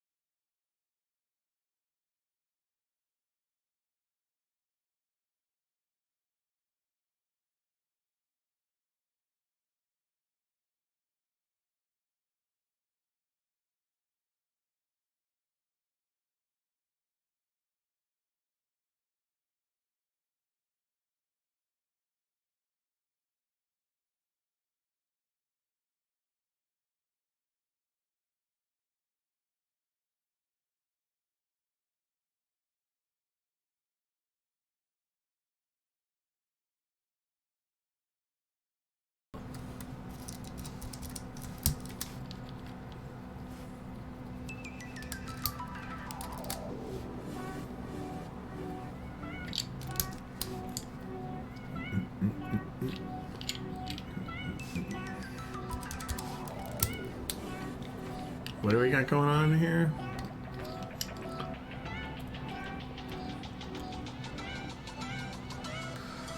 Oh, sweat. Thought it would be a touchy subject, no pun intended. Haha. would be your fetish of choice? I don't think I have any fetishes, man. I'm not like a fetishist. That sounds better in my head. Text does lack tone. Oh, you mean like what switches? Like, what do I like the most? Like, what's my most appealing of keyboard things? Yeah, good Alps are definitely at the top of the list of things that I dig the most in the Keybs realm, and brown Alps are right at the top of the list of good Alps. There are other really good, like really good switches though, and even, I don't know if I'll say better, but there are other really good options, and probably, if I'm being honest, they're probably slightly better than that, but not better in the sense that I'm actually going to use them for anything, because, well, I mean, they're just less available to be used. Like other mechanical options or what have you.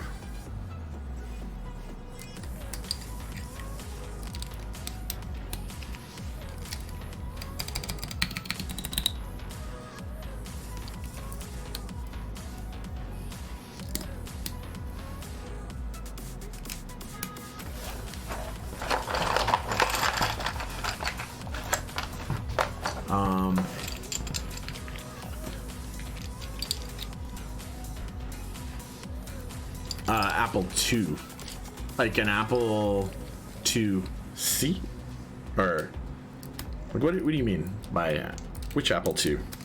Because that Amber Alps, those Amber Alps that I've got over here, like this is an Apple.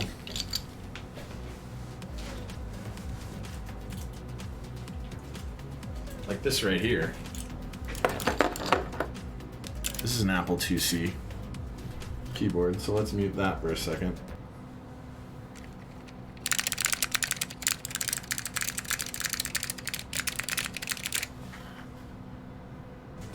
Anyway, we'll get that back now.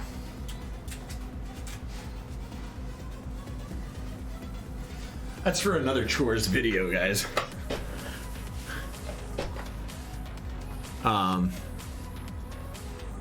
Are all keyboards repairable if no outside physical damage? I mean, technically, we could hand wire a keyboard back together. Are you talking about something with mechanical switches, or? That's important. I presume we're talking about mechanicals right here, because, you know, that's kind of what my channel is about, but let me know if that's not the case, because I mean, everything is pretty much repairable if you've got the wherewithal to go through it, right?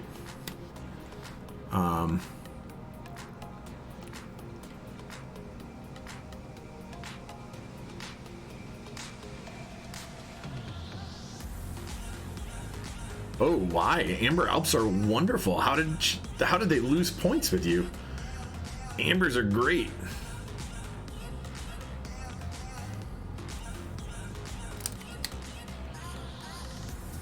It's a great key.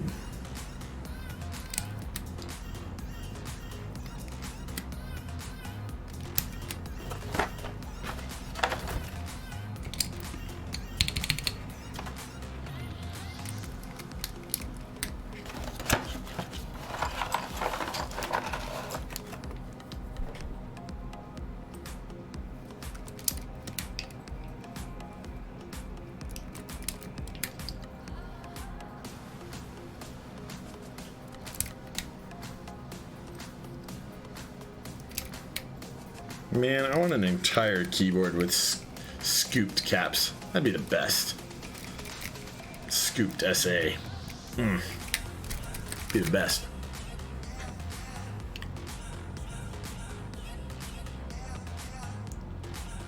Oh, no. Don't You're more than welcome in here. You're more than welcome in here. I don't want anybody to feel like they are not welcome. I'm just saying, I presume that it is... I presume that you're talking about mechanicals simply because of where we're at. But if you're not, I won't say that all of them are repairable. I mean, they are, but within reason, they may not all be. But mechanicals, yes. I'm going to say that they're all pretty much reparable. Pretty much. That went wrong.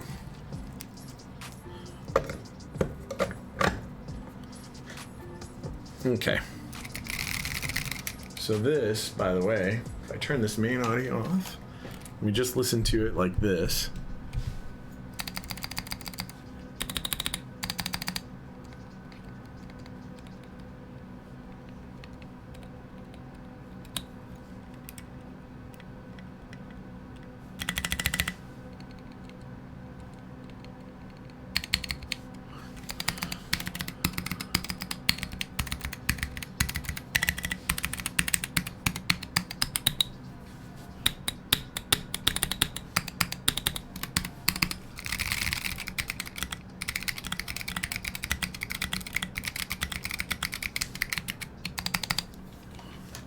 Okay. Oh, no, you don't need that. All right, so another one down. Second keeb of the night, built, rebuilt, completed. So yeah, that one's done. We got a couple of customer builds finished that are chore builds. I don't know what so it's almost 10 p.m. Pacific time here. That's where I'm at. And we're rolling 3.5 hours. So I think this is where we're going to end the stream. But I have some more stuff coming up. Wednesday, I have another build, a customer build, I believe. Here, you know what? I had the thing up, so let me look at it. So the next build we're doing, the next jobber we'll get going is a... Oh, no. Okay, it's an eagle. We're gonna build a duck eagle. Rebuild or build? Can't remember. I'll look. And we're gonna fix a CA66. And the fix is just some PCB work that's pretty simple. Yep. So we're building an eagle. And we are fixing a CA66. So it should actually be pretty fast. The duck build is a straightforward eagle build. And then, hey, Utter Idiot Savant, thanks for following, man. I really appreciate it. So yeah, we're going to do that. And then we're going to fix the CA66 that's broken. It has a switch that's not registering. And it's probably a delaminated pad or something. So we're going to fix that. Same customer. I've dealt with this customer before. He's got great boards, tons of great stuff. So we'll fix this thing all up, get it right as rain, and then we'll be done. So that'll be next Wednesday. And then I've got some more chores videos to do in the next couple weeks, and obviously more customer builds and some of my own. Nice, man. I'm glad you get notifications. My normal stream time is Wednesday at 6:30 p.m. Pacific time, just FYI.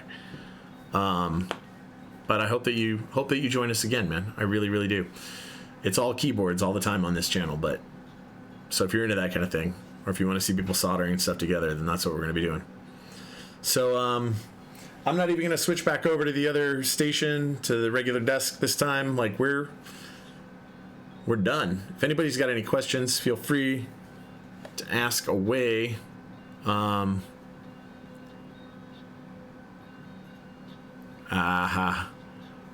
Thanks for following, man. Don't let this stream escape you. TSC, thanks for doing the promoting, and thank you very, very much. I appreciate it all.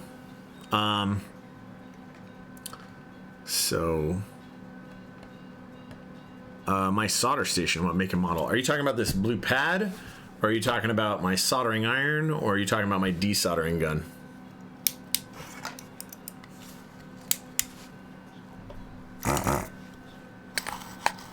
Or you want to know all of them? I should throw a... I need to put an equipment used section in my stream dashboard at the bottom. But this right here is a Hacko FR301.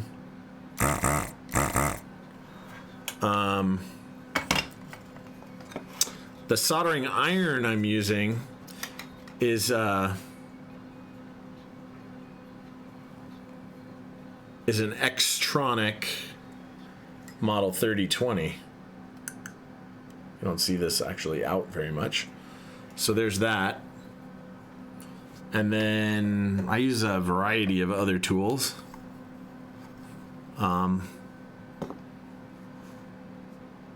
Yeah, you're right, I do. And I've taken some and sent them to some people, some friends and stuff. This is more my glamour station though. Anyway, yeah, dial temp control with a digital readout, so you get a very precise to the degree. It's pretty good. I mean, it's plus or minus 2, I think, but either way, whatever. Okay, yeah, I'll get some stuff up on Imgur at some point. I don't know if it'll happen right now, but keep reminding me until I do, and I will do it. I'll try and do it, though, without too much more prodding. There's a bunch of stuff that gets added to the list pretty routinely, things that need to get done. There's a bunch of tools, like this notch screwdriver set, that need to go up there, though I am thinking about upgrading to a Weehaw set, as I like their stuff a lot. You know, some Hacko stuff. Yeah, I mean, there's all sorts of stuff here. But you're right, I should. Delegate. TSC can't sleep at times. Nice. All right. Guys, I appreciate your viewership, and I appreciate you guys being part of the stream, asking questions, keeping it fun and interesting. Really, really do. Everybody that watched, thank you. I'm signing off. Absolutely, man. You're more than welcome to. Later, guys.